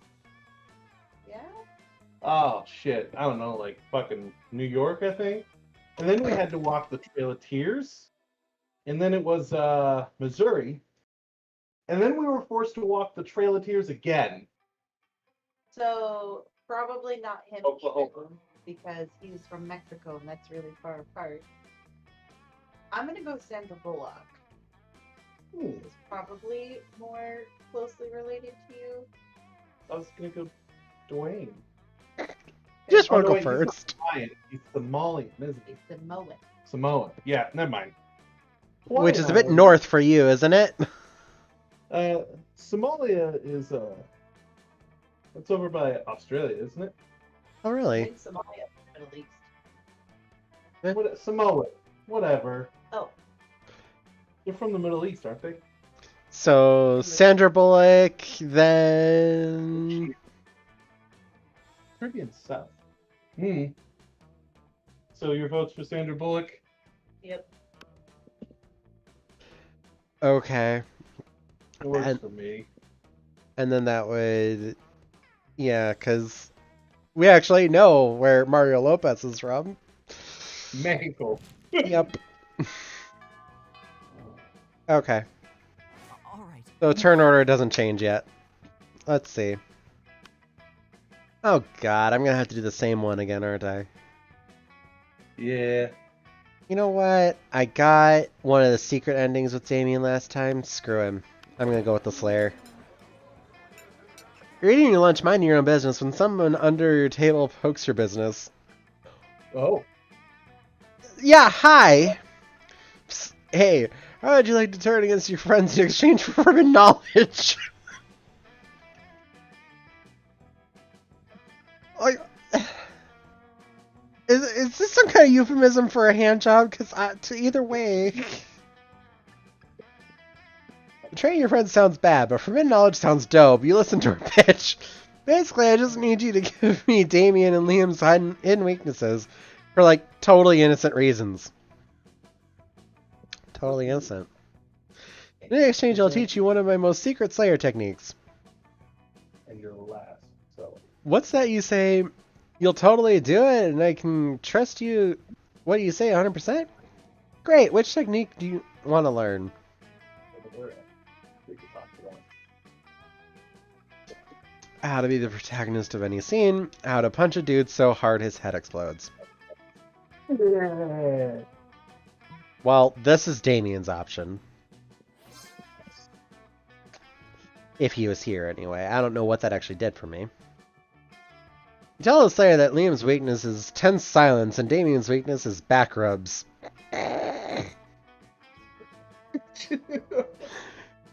Damien's weakness is back rubs. Why am I telling her to give him a back rub? Hello? It's like, why are you touching my man? Why am I encouraging her to touch my man? What? Unbelievable. Really? But that's so simple. I barely am pregnant pauses and manual tension release respectively. Oh, you want to know my secret technique? There's nothing easier. Just punch someone, right? But instead of punching them hard, punch them really, really hard. You've punched hard, and you even punched really hard, but really, really hard? That's revolutionary! You test out your newfound skills in the Slayer.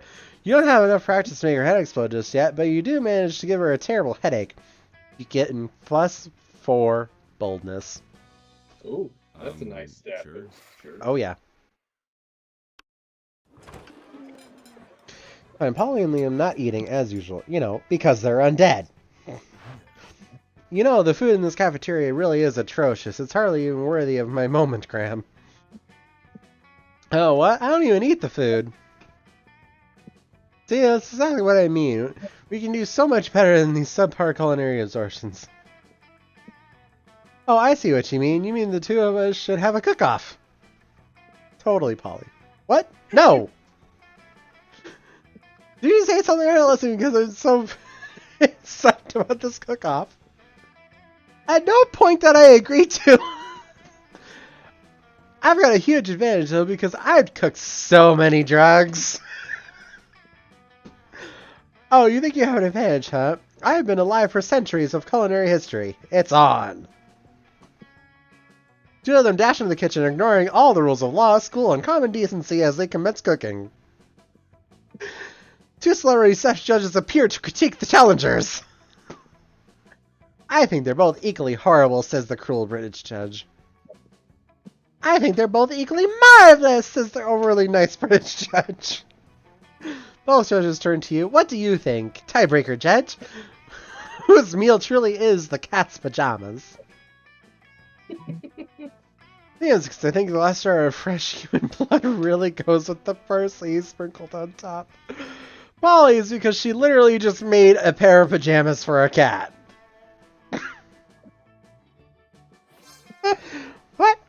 unredeemable. That's not even food. Neither was yours. What isn't even food? That pile of yarn you're knitting in that frying pan. That's clearly a set of pajamas for a cat. Oh, it's supposed to be food? Sorry, I forgot what we were doing. Yes, it was supposed to be food, and yours obviously isn't. Oh yeah? Then how come it won the food contest, huh? Well, because... Yeah, that's what I thought. I'll catch y'all later. I'm gonna go find a cat to put these pajamas on.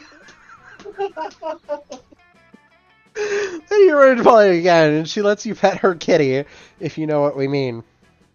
Sure. Means you get to pet the cat she put the pajamas on. What did you think it meant? Let's do this. Your turn. There's 3 tables left. This table has Damien, and the big guy, and the coach.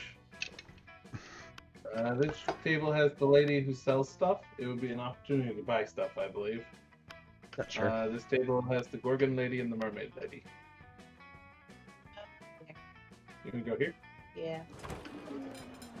Vera's about to lift a glass of scotch to her immaculately painted lips. You can drink whatever at the school, apparently. Miranda screams, "Stop! Don't drink that!" What? Why not? This scotch costs more than most cars. Has your taster tried it yet? What taster? You don't even have a taster? What if your drink's poisoned by someone jealous of your good looks or royal title? Listen, Miri, I only drink 4 things. Scotch, red wine, the tears of my enemies, and straight-up poison. You drink poison on purpose? Miranda, my hair has been a mistake. You think poison actually harms me? Well, you should still have a taster. What if someone puts really spicy hot sauce in your drink? Or poison? What do I have to do to get you to stop this? Simple. Hire a taster! Fine. Any volunteers? This might be your big break you've been looking for. You raise your hand when Vera picks you. Drink all her scotch and rage your Vera and delighting Miranda. Pretend to be poisoned, terrifying Miranda, and amusing Vera. Do the second one for sure. You want to? Pretend to be poisoned! You shoot Vera a wink, taste the tiniest sip of her scotch, and then... No, stop vomiting! How will you be able to taste for the poison if you're too busy foaming at the mouth and vomiting? You fool, she is poisoned! Run and tell the authorities before this poor sap's face melts off or something! Oh dear, oh my, it's no good in crisis situations. Curse my uniformly pleasant childhood. Fates of almost drama. If there's one thing Princess is good at, it's fainting. Oh, that was hilarious. I should put poison in my scotch more often. You can stop vomiting now, by the way. She passed out. Oh, do you need the antidote? Alright, here you go. I guess I should have let you know the scotch was actually poisoned. Oh well, how about we get some ice cream to make up for it? Cool. Your stomach's still too weak for ice cream, but you're never too sick to spend some quality time with Vera. Let's trade places! Challenge time! Everybody chooses an object. Say your choice out loud, and the rest of the players before clicking. So choose an object. I choose assault rifle. Choose what? Well, shit. That is An assault rifle. Okay. I'm going to choose a crinkle toy. A what toy? A crinkle toy. You hold it and it makes a crinkly noise. I don't know. My kids like it. Okay. And I'll take a back scratcher, because I'm currently holding a back scratcher because reasons. The reason should probably be to scratch your back. You would think so. player order is decided based on how useful the selected object would be if you're only belonging on a desert island. Crinkle Toy wins. What? No, I win. No, I'm pretty sure Crinkle Toy would survive the one. I'm pretty sure that assault rifle might be able to shoot some wildlife for me to not die. You're on a desert island. There's not much that's alive that you can kill, and even less of it would be edible. Well, I mean, it's an island, so you could shoot fish. There are birds usually. Maybe you could shoot a buzzard. I mean, depends how big the desert island is. I still say the Crinkle Toy wins. Mental health is very important. Listen, the volleyball lesson was like life and death make the difference for that man that keeps getting lost in all of his movies. I could paint a face on my gun too. Thank you very much. Okay. We'll give you second, okay? Let's do this. Okay, you get to go first now, Kayla. Where would you like to go? All of the places are available to you. Except outdoors, that is currently the store. Oh, if you choose to go outdoors, which is the tree, yeah, okay. If you choose to head to the tree, instead of being able to do a thing at the tree, you'll automatically just be going to the store. Which does have stuff to buy, but... What's the basketball goal?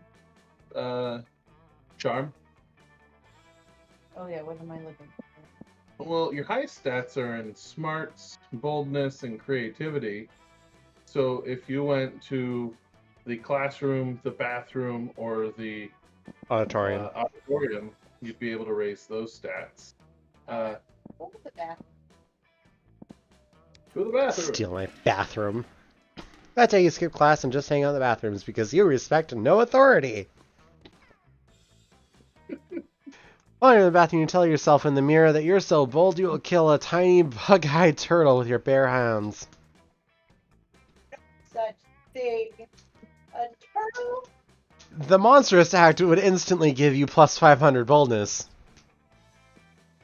But come on, you're just talking to yourself in the mirror. What's the merit in that? You know what? You can keep plus 2 boldness anyway for saying that to yourself out loud. Oh, woe is me. Alas, and alack a day. Miranda throwing a hissy fit? Must be Tuesday. Still, what else are you going to do? Study? Ah! Oh, hello. Don't mind me. I'm simply enduring the most horrible injustice to happen to anyone ever. You shan't believe such cruelty could happen on our own school, but just today, Miss the Loch Ness Monster told me that I shall be receiving a B+ in her class. A B+, and all because I seldom attended. But does she not understand the importance of my daily royal manicures? Such a horrid grade will surely cause father to cease paying for my seahorse insurance as punishment. And then, how shall suitors call upon me? Oh, the tragedy! If someone knew of a way I could, I don't know, perhaps break into Principal Giant Spider's office, access his private computer, and alter my grade? Stick a web of flies outside the principal's office. When he goes out to eat, we sneak in to cheat. Burst into tears. Spiders hate tears. I have no idea. I don't even know what those roles would be. This one's going to be charm, I assume. This one would be creativity. Your higher stat is creativity. You want to go? It might be boldness, but yeah. What does this do? What are the point of these questions? Well, whether or not it'll work is based upon the stats. Oh, well then yeah, go the other one. Yeah. That one. That's only my assumption that it's creativity. It might be boldness, which you're also pretty good at. Yeah. So smart! Oh, we're good at. My ladies in waiting and expert lace makers, I'm sure they can have no problem. They shall have no problem dropping everything in order to detain a variety of bugs. Indeed, they don't, or are too terrified to object, and they create a sticky, gooey web. Principal Giant Spider emerges to gorge on dung beetles. Either would have been sensible at this moment, at this point. That still smelt of shit, which is apparently a thing spiders like. Sure. You and Miranda sneak into his office and, using your skills you learned in Cyber Terrorism 101, hack into to the files in no time. Like, you know. Oh, look at that! I have an A+. I guess I underestimated my own amazingness. I am very surprised by this development. I suppose as long as we're here, I might as well fill this thumb drive with top-secret school security footage. No reason. That seems on the level. Definitely don't ask any follow-up questions. Just gain +3 charm and be cool. Sure. My thoughts exactly, Green. All right.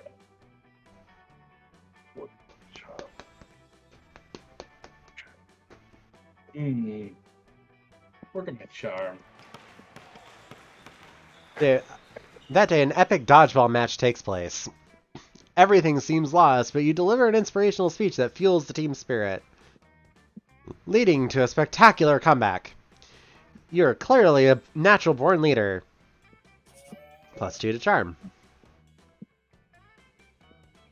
During the next match, your team is struggling, and one of your teammates is distracted with some other shit. Guess which one? Polly, are you just scrolling through dick pics on Vimeo? No, Vera, I'm totally participating in engaging physical activity. I just love gym class. Come on, Polly, do you really want the shame of losing to Liam? He's been doing organic blood shots out of a rabbit skull in between rounds. And Damien's going to shove it in our faces. I hate when Damien tries to shove anything in my face. I wouldn't mind that, but okay. Look, I like winning as much as the next monster, but why is dodgeball apparently the only sport we ever play at this school? She has a point, though. Some schools do volleyball in gym, or track and field, or cross-country skiing.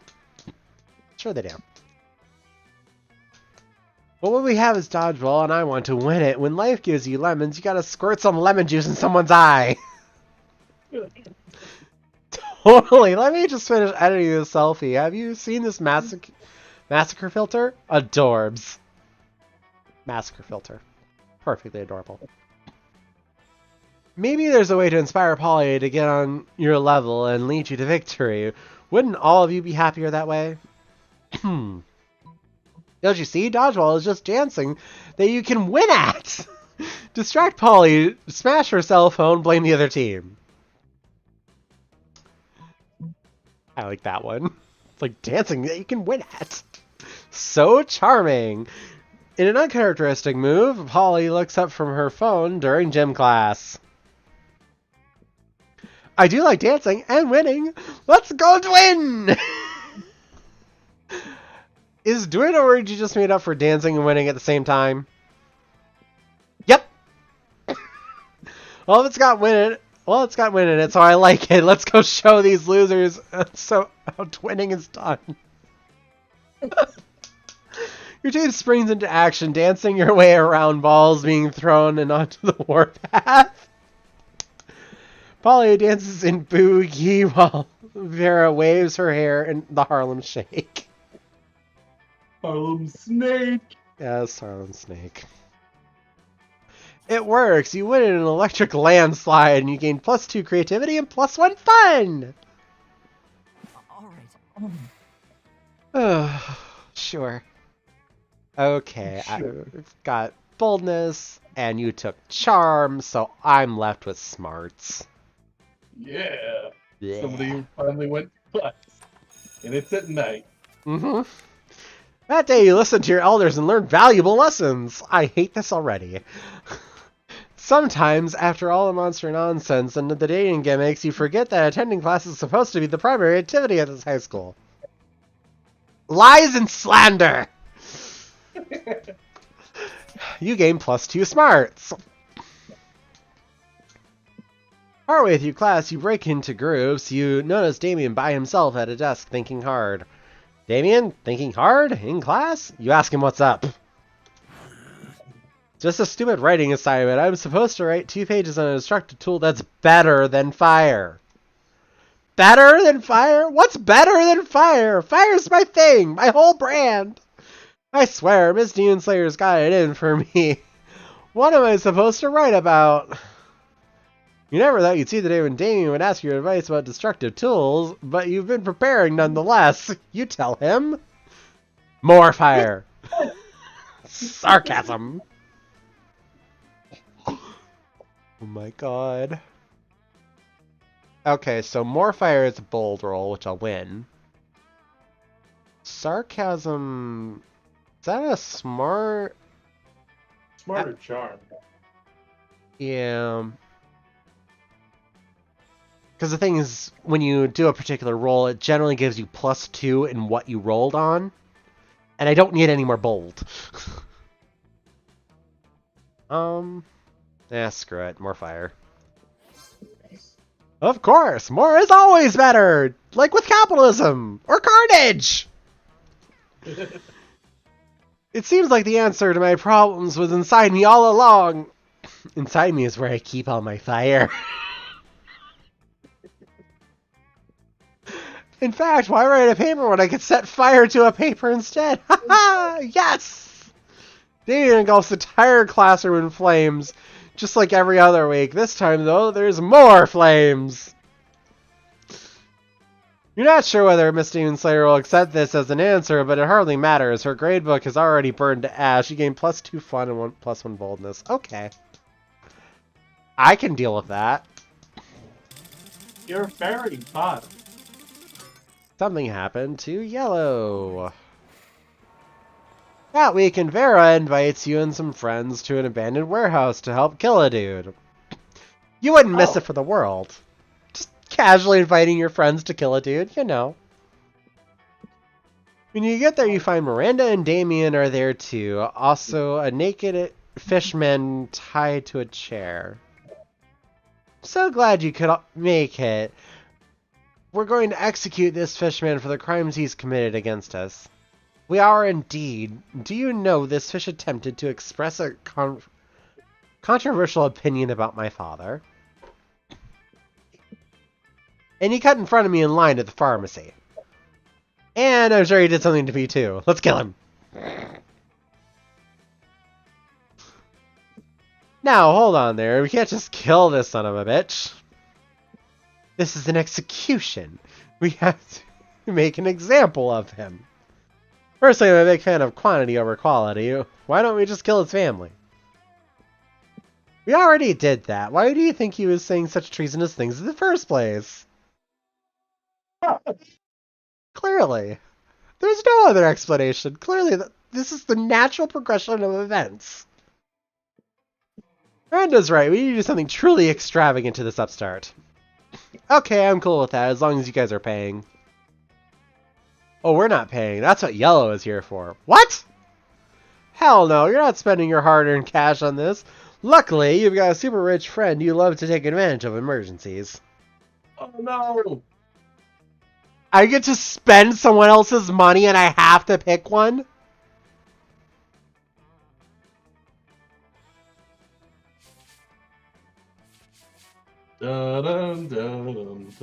Use your memory. Pretty sure they both have 5.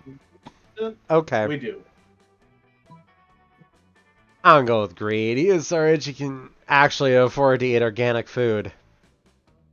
Yep. So wealthy. Good old he is, always willing to pitch in a few bucks toward a good execution. With his financial backing, you were able to purchase the top-of-the-line offering from LuxuryMurderContraptions.biz. Because of course. The Meat Reaver 20XX. It's so beautiful. Damien, stop drooling. Your saliva might melt a hole in the floor, and I'll lose my security deposit on this warehouse. The Meat Reaver 20XX looks like a cross between a lawnmower, a beehive, a volcano, a repeating Cosmo, and 50 gallons of whole milk. All right then. But okay. Yeah, okay. Damien, sweetie, we all know how much you love murder, but all this excitement is unseemly. You think I'm this excited just because of murder, Miranda? This is the Meat Reaver 20XX! The only murder contraption that also makes a perfect cappuccino!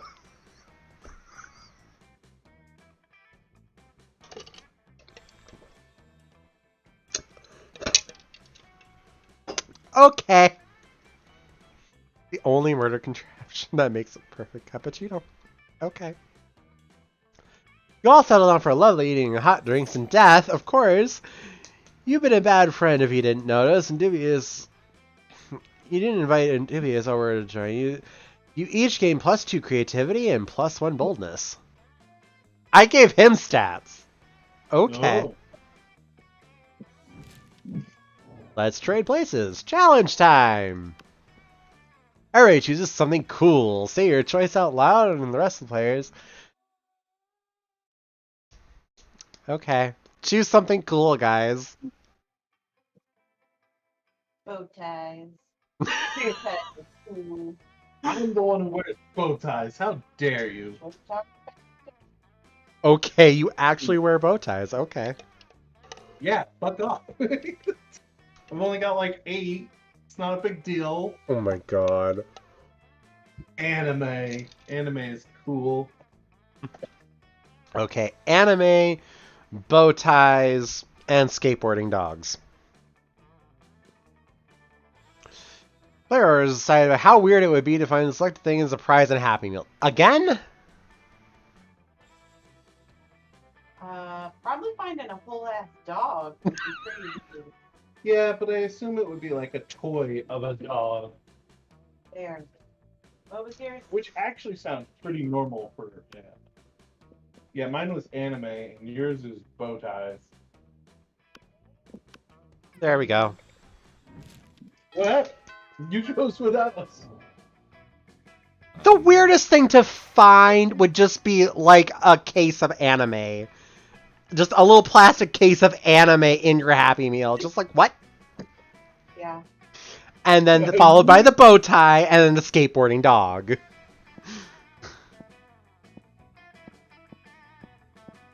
Because the skateboarding dog would be very normal to find in a kid's Happy Meal. Are you done? Yes. Nerd. Trying to decide if I want to go to the bathroom or the tree. Well, if you have to pee, you can just go to the bathroom on.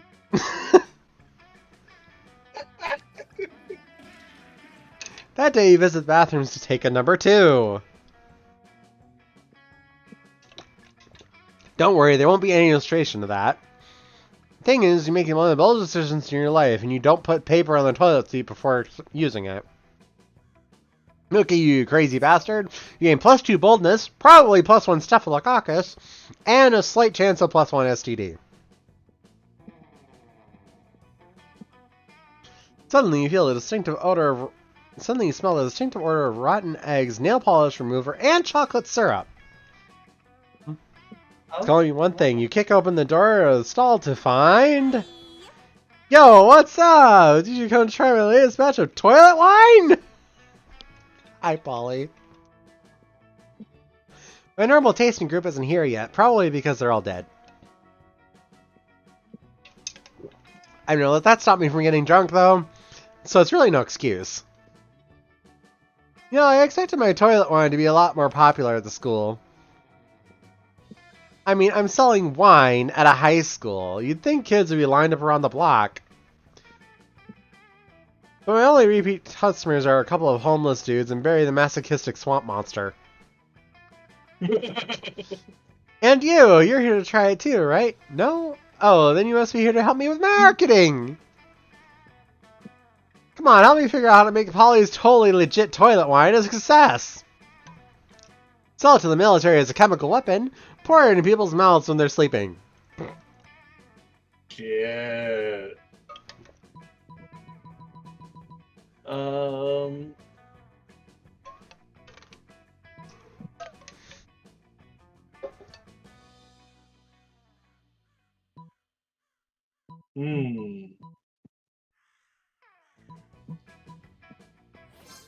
So smart. A weapon? How could you possibly use my proprietary mixture of turpentine, seedless grapes, and rat poison as a weapon? Oh, I get it, because once the enemies get a whiff of this, it's bewitching bouquet. The wine is maturing now. It smells like someone burning a horse to death. You ask yourself how you were capable of identifying that specific smell. You don't want to do anything but drink my delicious wine. You can put a bottle under a wooden crate in the woods, held by a stick. Then when the bad guys come to grab it, you can yank out the stick and trap them. Such a good idea. I'm going to talk to the dude I banged at the Department of Defense right now. You're not sure Polly understands how war works, or wine for that matter, but she sure seems to think you're cool. You gain +2 charm and +1 fun. Nice.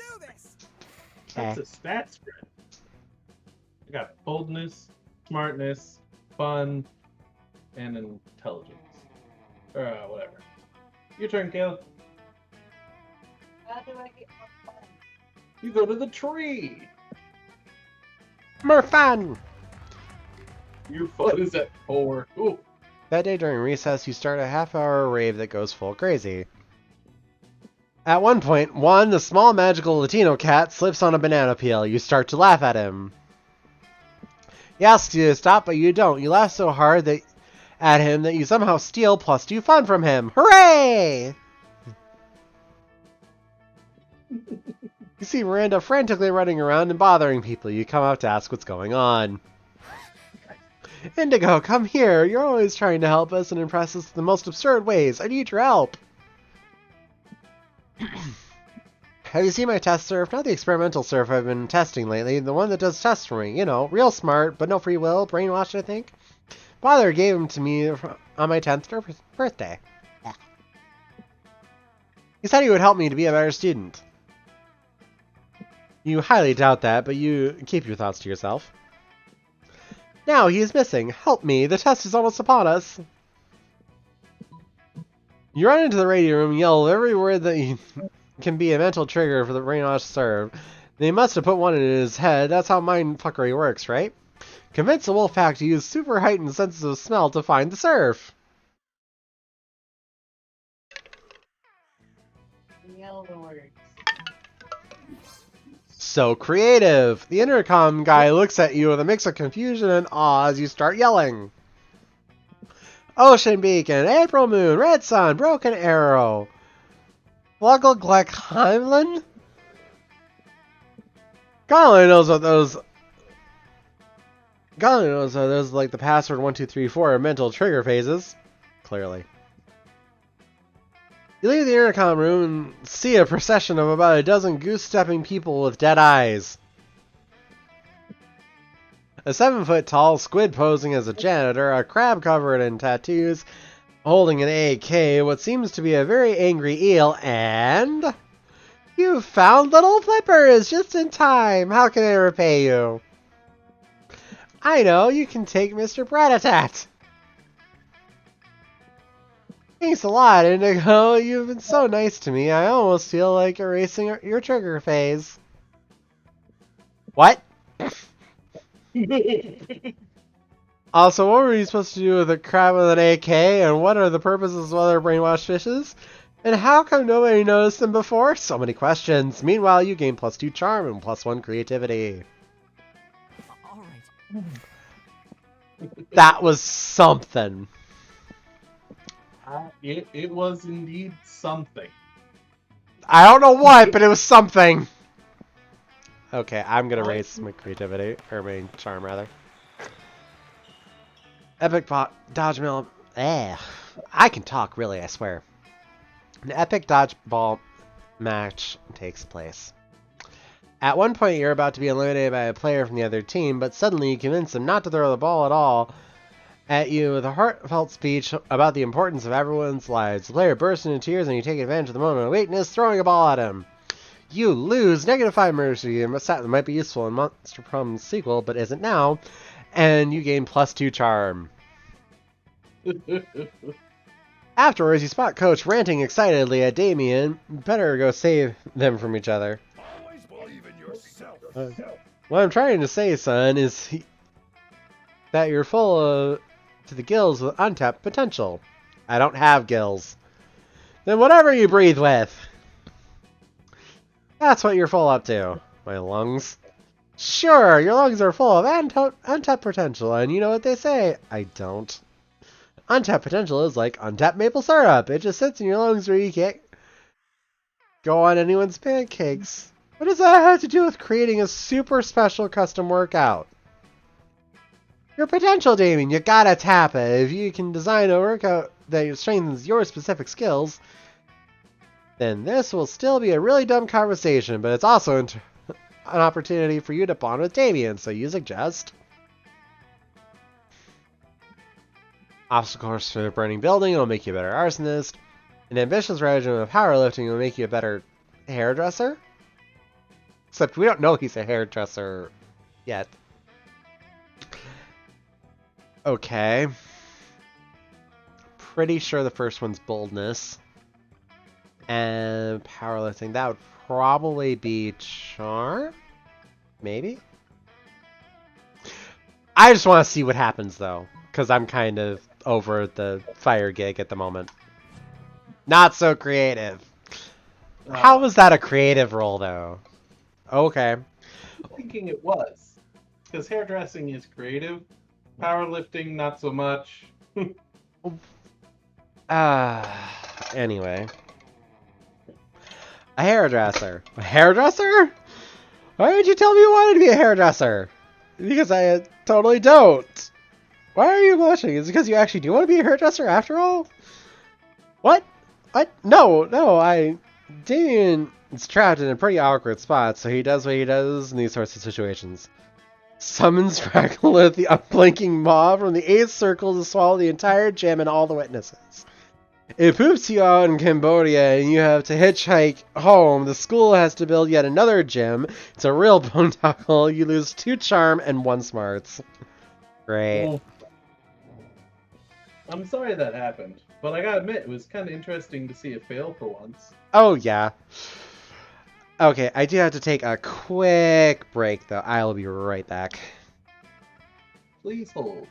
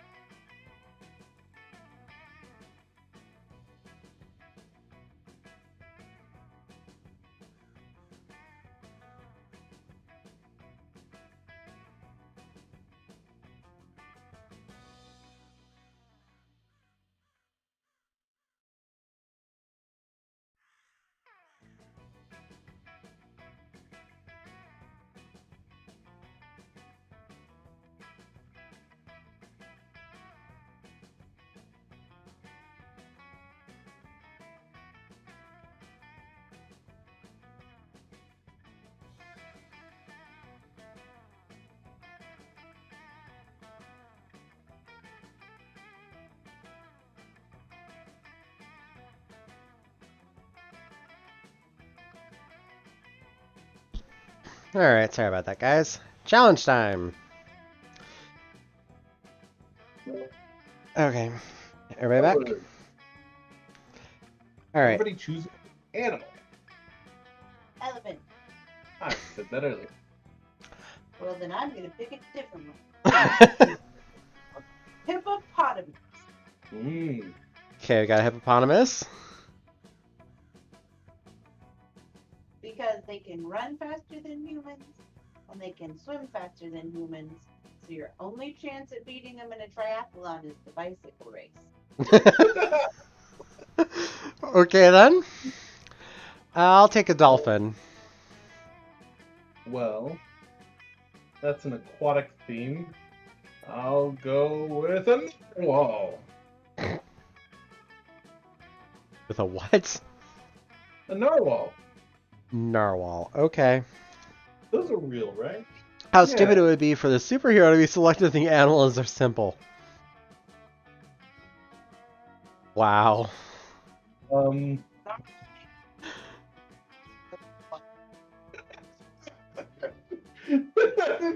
I am Narwhal Man.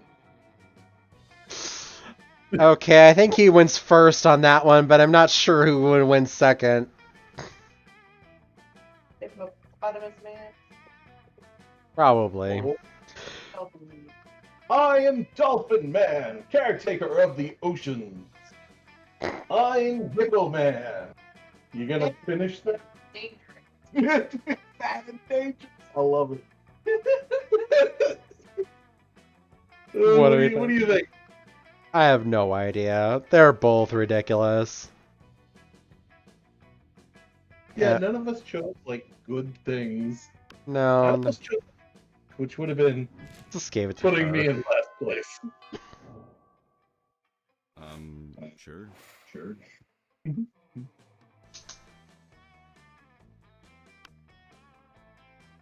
gonna go with the wolf pack? It's Wolfpack. What do they do when you sit with them? Find It's out. probably a stat. It's probably a stat boost, like when you sat with the lady, The Slayer. and that's probably having a chance to buy something. You can take your seat, and if you didn't know any better, you would say that it seems like Varen and Polly are almost more interested in their phones than they are in you. No way. And you do know better, and you know that, yes, that is exactly what's happening right now. Hey there. It's nothing personal, Green. It's just that Polly and I are very engrossed in texting our financial slave. Yeah, it's pretty hard to compete with some guy whose fetish is buying you anything you want that's my fetish, too. Not buying things for people, having people buy things for me. Duh. Good thing he's rich enough to take care of both of us. You know what they say, true friendship is sharing secrets and financial slaves. Still, I do worry about this arrangement might not be sustainable. What happens if he runs out of money? Our cash flow instantly stops. Besides, being handed everything you want on a platter. In this case, the platter being an online money transferring form. Is almost boring. Yeah, I get that. It's less boring when you're on as much ass as I am right now, but I see what you mean. We could somehow turn this into a business venture, and then maybe it would get interesting and could continue to profit even after he's gone broke from catering to our every whim. I mean, how interesting do you think business actually is? Since he's obsessed with us, we could totally just tell him to do something totally insane and see if he does it. I don't know, Weirdo giving away his money and getting into hijinks is great and all, but I want to start making real money. And I think money is fine and all, but my favorite currency is chaos. Seems like the ladies are at a very exciting crossroads. Maybe a random bystander can give them a nudge in the right direction. You can easily grow this arrangement into a business. Just escalate the delegate, have the financial slave go and acquire his own financial slave to get him money, and have that financial slave go and find a financial slave. So create a pyramid scheme. Tell him to marry a llama. Oh my god, yes! That is everything to me! I actually had a dream just like that one time. Why did the music stop? Except it wasn't a llama, it was an alpaca. Okay, and it just starts again. And it wasn't a wedding, it was a bar mitzvah. Well, that's exactly the same! Yeah, I don't think this is my scene. I'm going to go check for an illegal law. Check on my illegal law firm. Catch you weirdos later. Very Vera. I'm texting the financial slave right now telling him to marry a llama. Oh, and he's already taping. Let's see! This is, you'll never believe this. It turns out the financial slave has actually been talking to a llama for a few months now through a llama monster dating site. He says he's a commitment phone and never really defined the terms of his relationship with the llama, and he keeps introducing his llama as a friend, but he knows now it's because he was just scared of being hurt. He's taking this as a sure sign that it's time to be brave and commit to the llama. They're headed to City Hall for the ceremony right now. Of course, he says he'll have to take his leave of our group chat since his heart and wallet now belong to another. Specifically, a llama. Aw, is that the sweetest love story you've ever heard? I'm so glad we got to make it happen together. That is the sweetest love story you've ever heard, or something. But hey, maybe you and Polly will end up having a love story of your own. Let's do this. There's 4 tables left. This lady's the store. This is the wolf pack. You'll probably have a chance to raise stats here. Here's the Miranda and Scott. Miranda and Scott, and then here's Damien and Liam. I wanted to go talk to the green lady, and you already went. Oh, my devotions are made.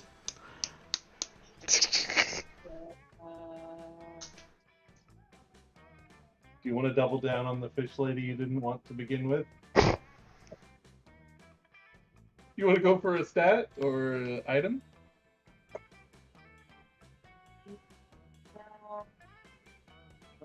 Or you want to jump in here to upset Talus? Really? Bastards. Find Damien brandishing his usual silverware, a hammer and chisel, while Liam looks on in horror. You can't eat that! We saw this one earlier. Watch me! First of all, it's made of one seamless piece of obsidian, so it's low calorie. And second of all, it's a lich's phylactery. Part of a balanced breakfast. It's lunch. You're just jealous. No, I'm nervous. Nervous that you're going to eat that, get possessed by a lich, and kill us all. Well, I'm nervous. That's not going to happen.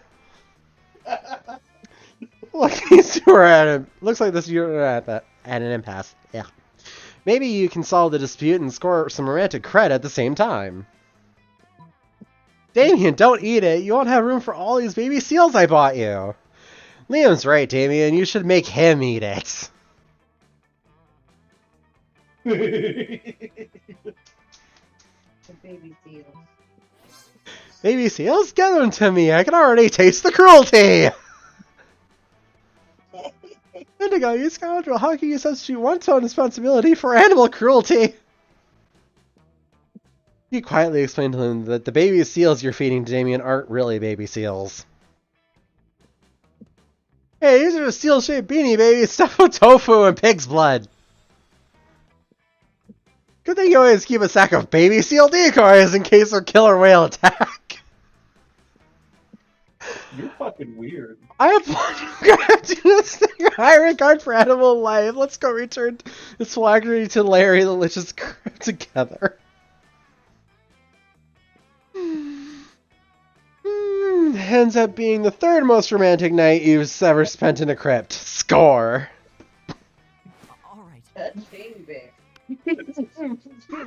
Show us the wolf pack. Go to the store? Cool, got it. Okay. What's it going to be today? I can raise my creativity. I can raise my boldness, my fun, my charm, my smarts. Not sure what this would raise. Or why it's $1 and everything else is $5. Because nobody wants to pick it because it's gross. Well, they have a gift here even. Yeah, I said that. It's free. You know what, let's just see what it is, because I don't think the items give any unique interactions. At least not these ones. Like, this would be an event, this would be an event, this would be an event. Let's see what this is. Later, Gator. Catch you later. Oh, yeah, right. It blows up. Holy shit! Oh, very good salad! I'll never lose a roll again! And it didn't cost me any money! Let's trade places! Challenge time! I'm gonna guess that's a random outcome. Probably.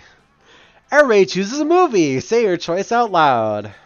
Oh, yeah. Homeward Bound. Lost in translation. No, that's not the one I went. What's the one? What's the word for an airport? Terminal. Cancer. Oh my god. What's the ice train? Snowpiercer. I choose Snowpiercer. That's not a movie. Yeah, it is.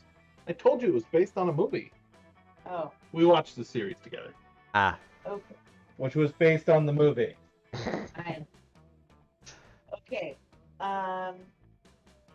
Moana. Moana, okay. Okay, so Moana, Homeward Bound, and Snowpiercer. Play order is decided based on how idiotic it would be for a 10-hour remake of the selected movie. A 10-hour remake of Snowpiercer is exactly what the series is. Which means it wouldn't make any change. Also, a 10-hour remake of a Disney movie. Either way sounds horrible. I think it sounds delightful, but I'm just trying to decide which would be worse, Moana or Homeward Bound. Because I actually wouldn't mind a 10-hour remake of either that much. Real time. But how Yeah, idiotic would yeah. one be? Actually, financially, I'd have to go with Moana because the production value on that would be absurd. Yeah. I think Homeward Bound is the winner, though. Oh, Because, like, that would just be literally watching them walk home. yeah. 10-hour movie of walking. Hello. But either way, it would be stretching the movie way farther than it should. They should both be about the length that they are. And the production value on Moana would be absurd. Because it's an animation. Fair, I guess. I mean, they're both really bad, but she won that Like, if one. we come to an agreement, it doesn't matter what my opinion is. We all know I'm last. That's true. Let's do this. Okay, so you've got charm, boldness, and smarts as your high stats.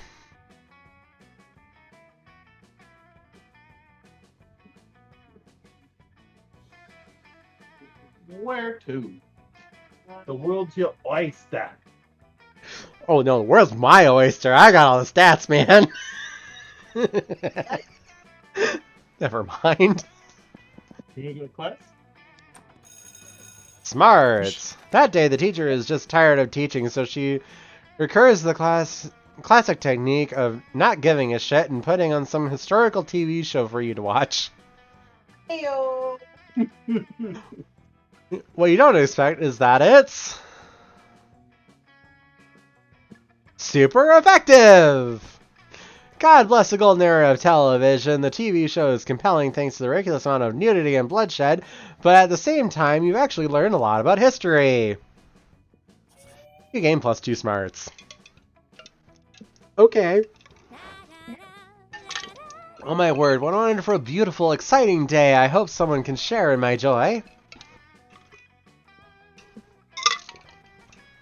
My great aunt, sea monster, unholy terror, McCrackenface Cthulhu, has received an award for her work with shipwrecks. McCracken face O Cthulhu. Yup! She's one of their leading causes.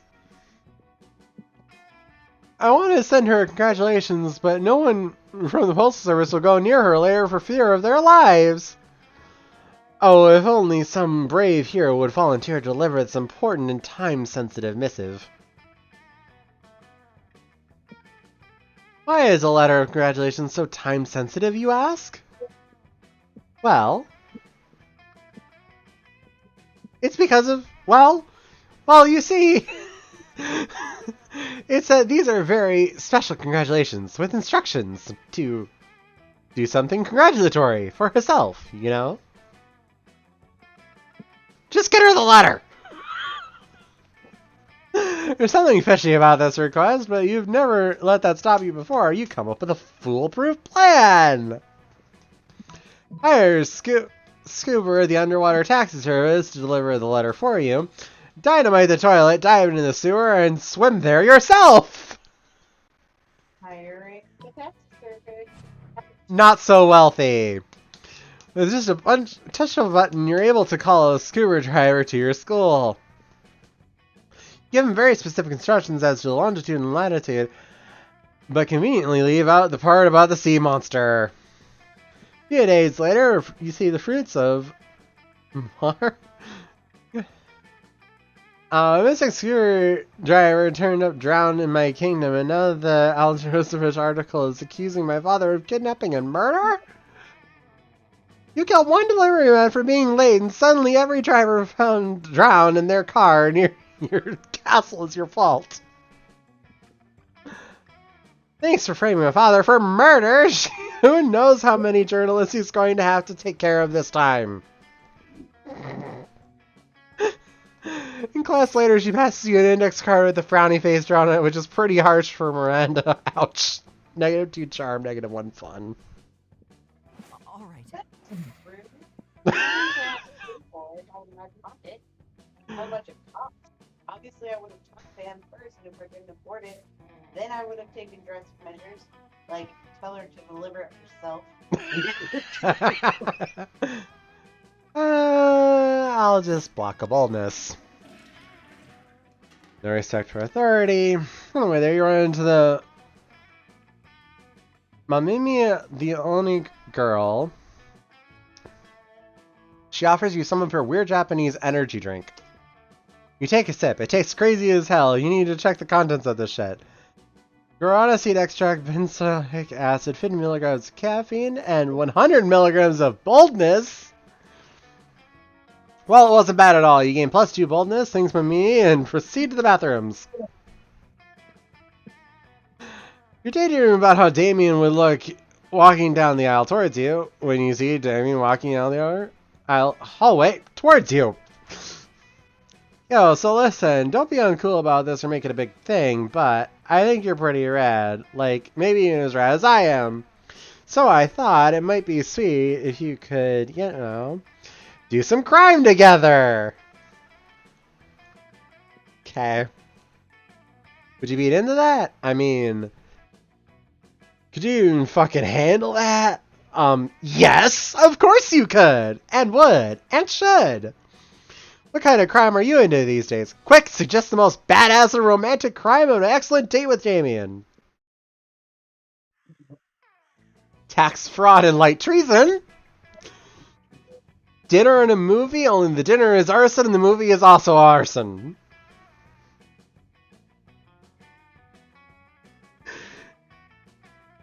Well, I think we know how this one's gonna go. So, I shouldn't fail a roll on anything. So, let's try tax fraud and light treason and see how that goes. Just light treason, just a dab of treason. So smart! Tax fraud and light treason? I love a monster who can multitask. I'll pick you up around 8. I can hardly wait. You go home and put on your best taxes and treason ensemble. When Damien arrives to pick you up, he brings you a bouquet of highly illegal government intel.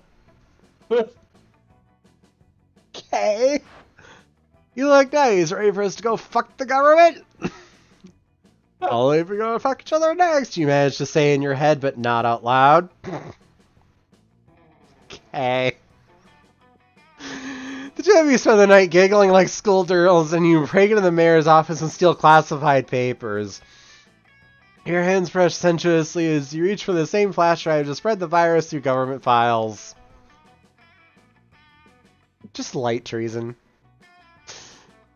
The excitement of the night peaks when you hear the police knock on the door right as you're falsifying tax documents.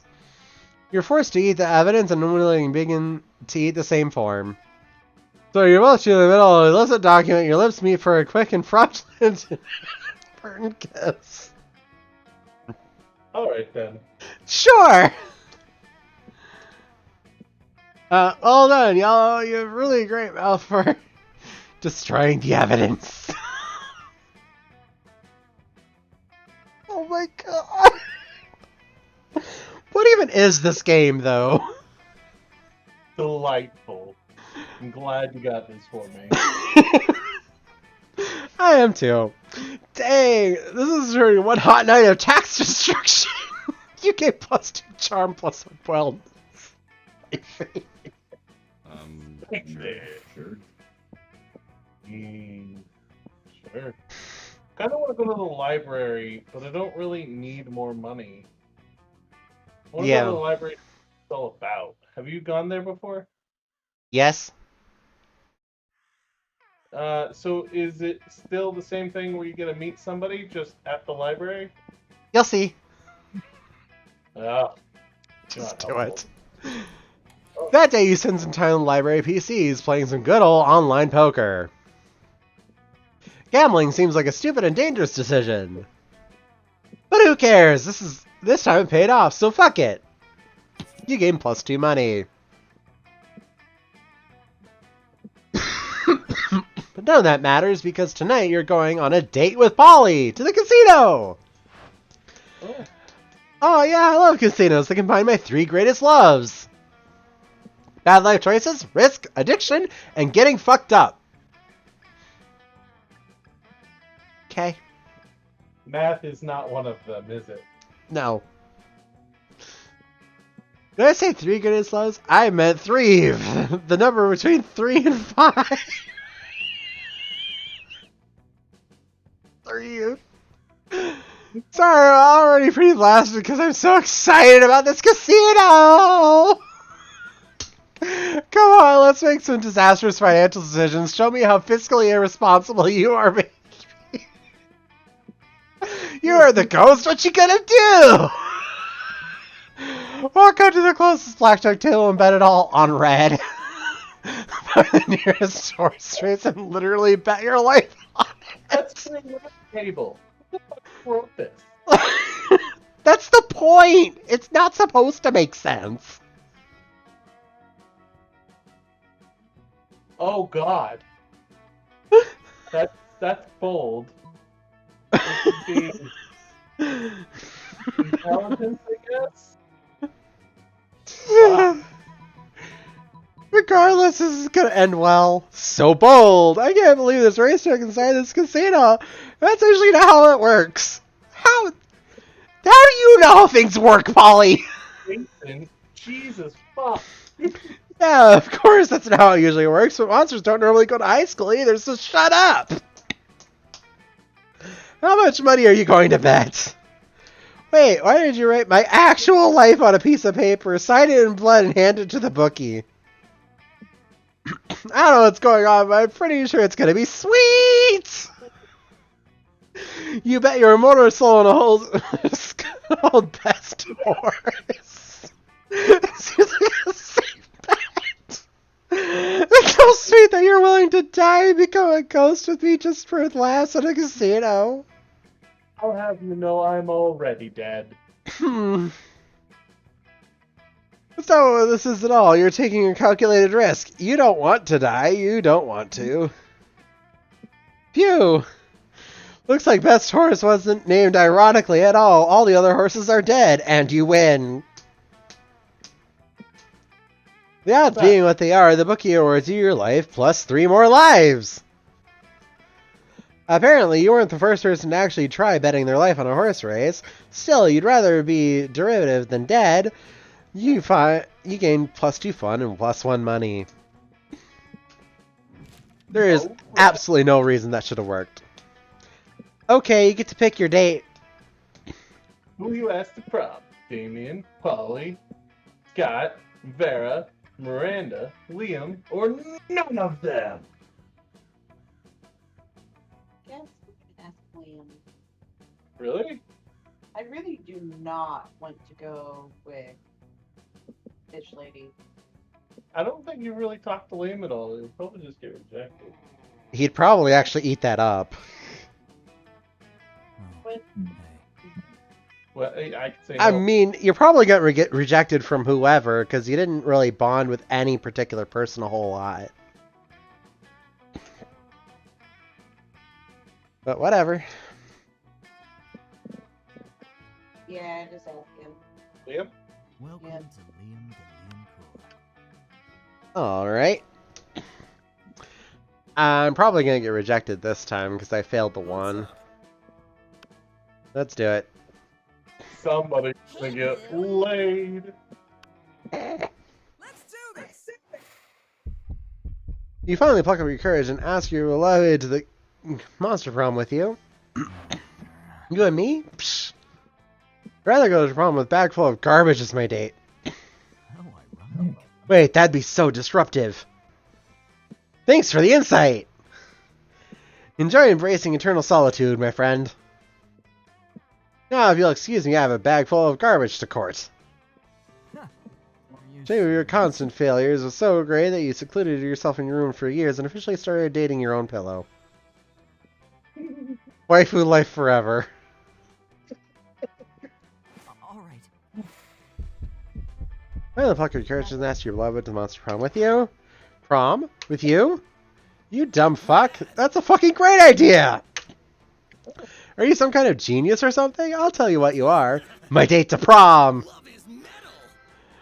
Prom night was crazy intense. At one point, a classmate of yours criticized how Damien was always getting into fistfights. For which Damien punched him, starting yet another fistfight. You joined in and fought with him back to back. It was super sexy choreographed fight, and you even exchanged trusting glances while watching each other's backs. And that wasn't the only time that night you took care of Damien's rear. What?! Wink. Sure. You finally pluck up your courage and ask your beloved to go to the prom with you. Prom night? Yeah. You seem like the kind of person that would have us both ending the night in the hospital. And that's the kind of unnecessary danger I like in my afterlife. Let's go. It's time to make some wild and poor life choices. Party time. Prom night was nice, but a bit bland for the likes of you. You decided to spice things up by summoning some interdimensional nightmare creatures because interdimensional nightmare creatures know how to rave the right way. You and Polly held hands while admiring how the interdimensional nightmare creatures wreaked havoc. What a night. 14 new outcomes, 12 new events. Oh my god. Most likely to die in a fire and be awesome while doing it. The world is just a canvas for you to set on fire! Okay. Sure. Okay. Maybe the most epic and absurd weeks of our lives. After the proms, got to live our lives falling in love, battling for friendship, and learning about who we were and who we could be. You know what? Like it always does, life happened, and it was wonderful. He became an interior designer specializing in torture machines. Obviously. Last month, Vogue magazine called his products the refined marriage between macabre and chic. Holly's drug cooking skills proved useful as she became a chemist in the pharmaceutical industry. But in her free time, she still cooks the real shit. Her greatest inventions so far are the watermelon flavored ecstasy and the thing called LS Dope. Liam kept doing art so hard that he eventually evaporated and became the concept of coolness itself. Hashtag doubt. As he left the physical plane, the last thing Liam did was give everyone a condescending look. Uh-huh. Those 2 weeks of Monster Prom seemed larger than life, and then it was gone, just like that. The battle for Monster Prom might have ended then, but there were plenty of battles left in the war called youth. But once again, we were young and unafraid, and we were ready to start. And I'm pretty sure the sequence is always, like, slightly different. But I don't know.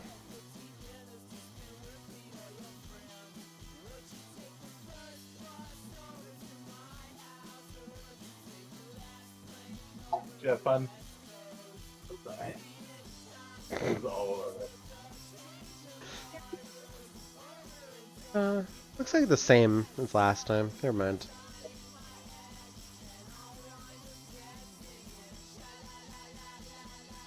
I didn't really get choices to go talk to the people I wanted to talk to, unless they were sitting at the table Mm-hmm.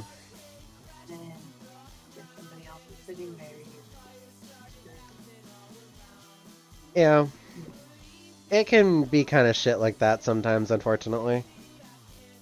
I think the last question of the quiz really needs to be removed because it starts you off with points towards a person, Mm-hmm. and if you're just choosing based upon what you think will be the best answer for you, not the person you want to choose, it makes it harder to do so.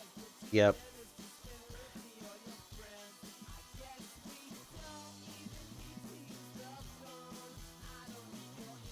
Alright.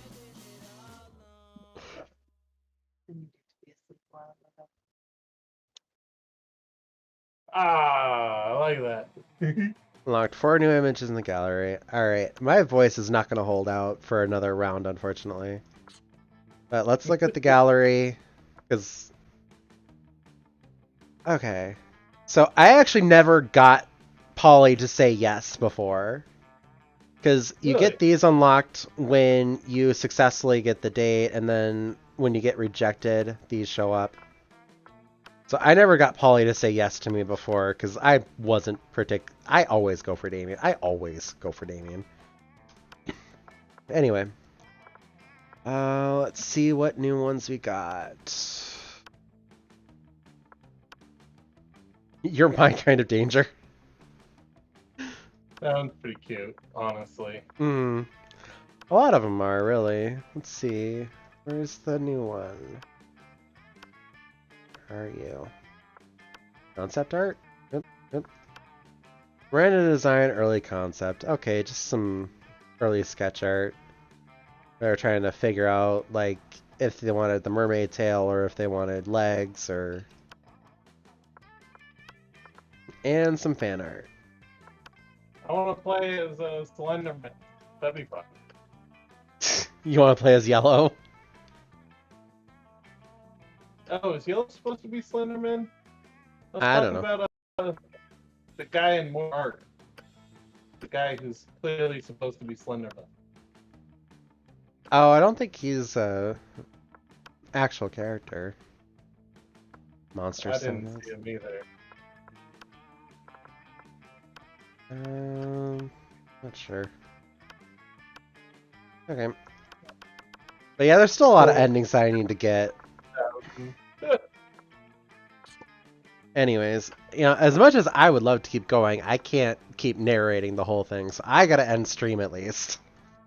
Okay. So, let me take a minute to find someone to raid on Twitch. Let's see. We'll send them after Lavrin. Lavrin's cool. And y'all gotta see my redemption arc. Your Mm-hmm. boy went and she didn't want him, and then he went back and she did. Yeah, alright. Well, anyways, thanks for hanging out, guys. Seriously, I hope y'all had fun. Hope y'all had a good time, and hope to see y'all next time. Bye, Twitch. And bye.